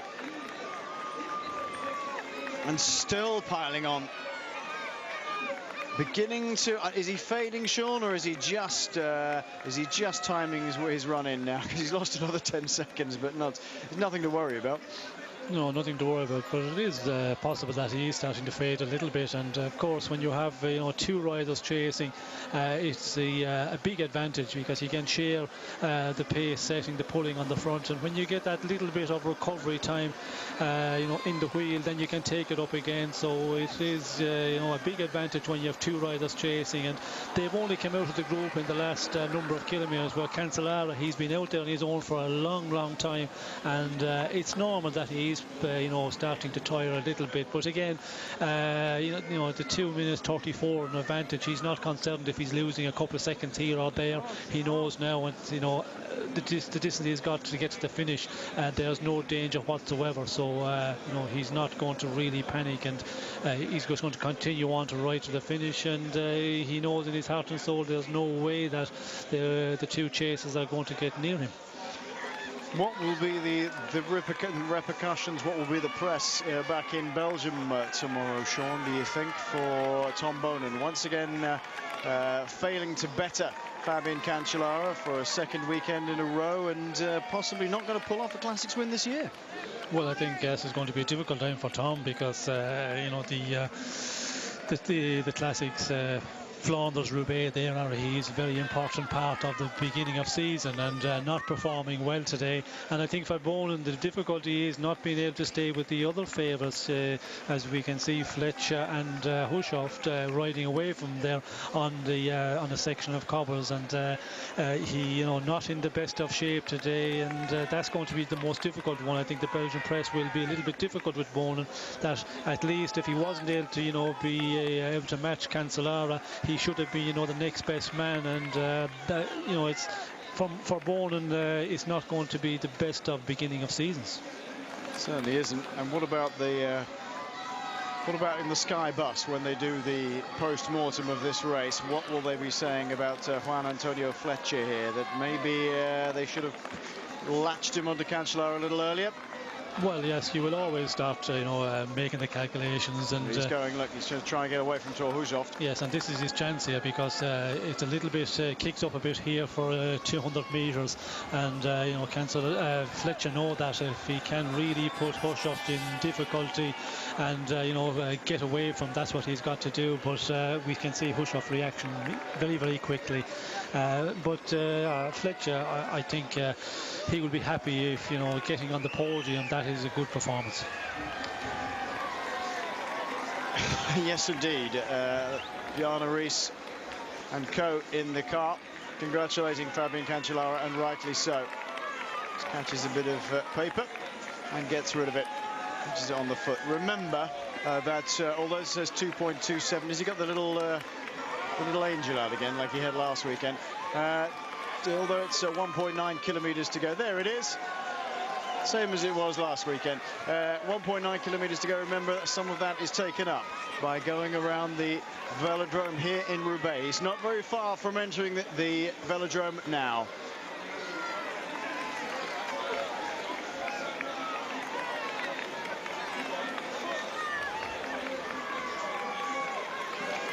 Well, he's a happy man, and I'm not surprised. 2 in a row for Fabian Cancellara. I think Sean, okay, I'm going to agree with Sean. I think he's the greatest all-round rider of his generation now. Maybe not the greatest Grand Tour rider, greatest all-rounder.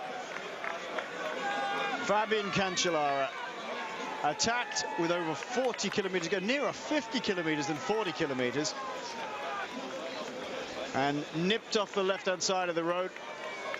while they were spread out to the right. Maybe I think the wind was probably coming from their right shoulder. They were just in a tiny echelon on the right-hand side of the road. He took the chance, went up the left-hand side against the wind and really motored away. Took an enormous gap out of them almost immediately, and nobody reacted straight away, and that was it. Left him off and running by himself. Now it all comes down to who can salvage what from this now. Pozzato, he's done so well to stay there.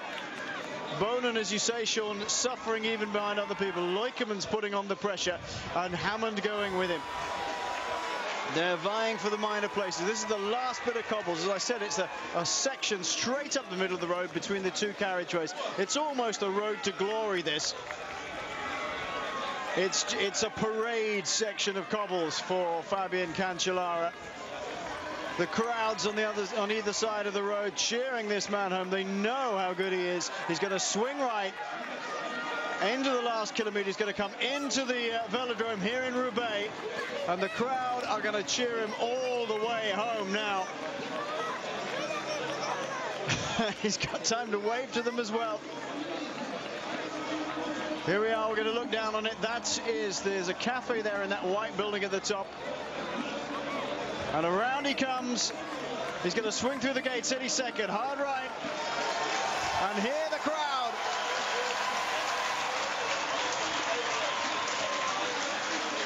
Fabian Cancellara enters the velodrome here in Roubaix in a time of 6 hours and 34 minutes just about. After an absolutely masterful display of attacking riding. He's combined everything he's good at.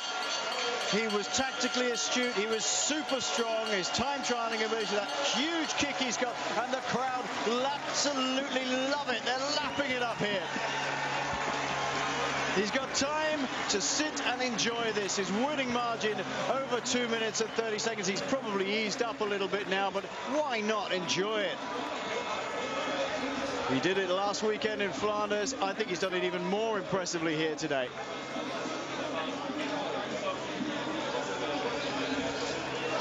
Well, Cancellara takes the time, make sure the jersey's right. He's coming home. He's round turn 3. He's going to go into turn 4 and into the finish line. Double tops for the Swissman. Fabian Cancellara takes a win in the Tour of Flanders and another win here in Paris Roubaix 4 years after his first. It's his season. He is number one. Cancellara on top of the world.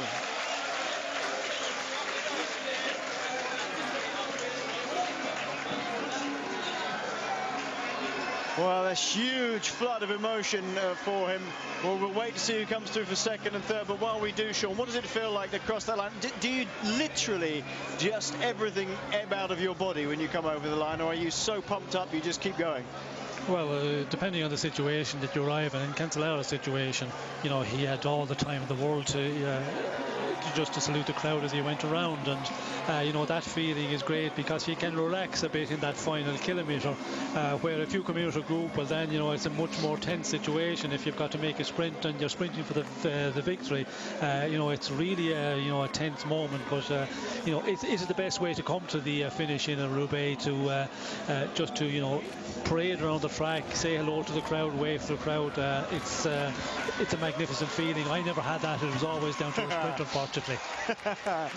Oh well, a win's a win, doesn't matter how you get it. Here we are. This is going to be the sprint for second. It's Juan Antonio Fletcher and Thor Hushovd. Fletcher will not be looking forward to this one because Hushovd is the better sprinter by a country mile. They take the bell here on this concrete velodrome. Fletcher is just leading Hushovd around. I think he must be resigned to the fact that he's going to get jumped if he's not careful towards the end. Coming down the back straight into turn 3. This long 500-meter velodrome. Well, he winds it up. Hushovd still in the saddle. Out of the saddle on the inside goes Thor Hushovd. smartly in front and comes home for a second place in Paris Roubaix, and a big clap by Juan Antonio Fletcher. Very graceful indeed. Fletcher takes third spot here. Hushoft a very, very good second, Sean. Yes, I think considering his beginning of season, as we mentioned, Hushoft, he really just came from a long ways back form-wise, and to get on the podium here in Paris Roubaix, a great performance, as is for Fletcher. Yeah, very much so. So another third spot for Sky. Here come the next riders. They take the bell as we watch Fabian Cancellara on screen. Well, we're not hearing the interview, of course, but I can tell you what's going out on the track while Cancellara gets interviewed. This is Loikemans in the back straight with Hammond behind him, and then Bonen behind Hammond. Pozzato is a good half a lap down. Opens up the sprint. It's Roger Hammond being hassled by Tom Bonen behind him. Hammond leading Bonen home, is he? Bonen's trying to come around the outside of Hammond. Is Hammond going to get him? He is. Roger Hammond gets Tom Bonen on the line as well. Not a great day in the office for Tom Bonen. Really wanted this one. He animated the race early on, Sean. He attacked, and all the while, that man there just waited. Well, fabulous win for Fabian Cancellara. He showed how strong he was last weekend at the Tour of Flanders. He's kept that form for a week, and he's ridden away to a second Paris-Roubaix victory.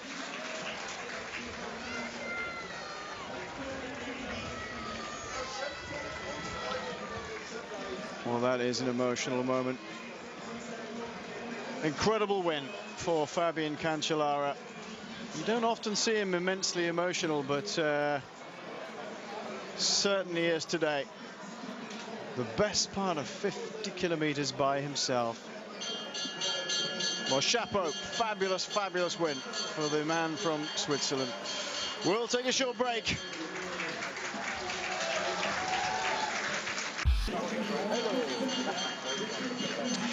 Welcome back. This is how it ran down today. Then Fabian Cancellara, 2 minutes of a gap over Thor Hushoft and Juan Antonio Fletcher. Roger Hammond takes a fabulous fourth. Tom Bonen fifth. Bjorn Loikeman sixth, and Pippo Pozzato seventh. They were the strong men of the day, but nothing like Fabian Cancellara. Leif Hoster coming over to finish his race today. Eisel. And that's the sort of finish that Sean Kelly would have had many years ago. Well, don't forget to catch up with Planet Armstrong, the ins and outs of a certain Texan bike rider, as Eurosport follows him around the globe this year. On the left-hand side, Tom Bonen being beaten by Roger Hammond, as you can see. Not a great day for Tom Bonen. So follow the exploits of Lance Armstrong this year, as well as that of Fabian Cancellara and the rest of the boys. I like his overshoes, by the way. There's Stephanie, his wife.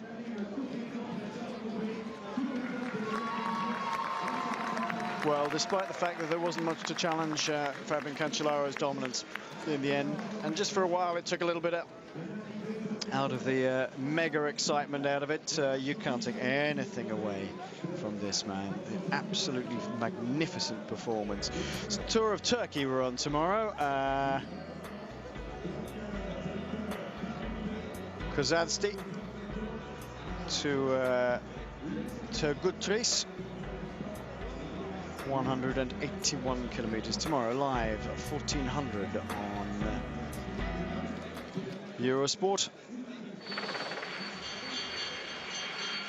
But a magnificent Paris-Roubaix, and that is the moment when Fabian Cancellara caught them all looking on the other side of the road and just went away, and nobody had that instant reaction. He just rode away A magnificent performance, and not a good day for Bonin, but a magnificent win for Cancellara.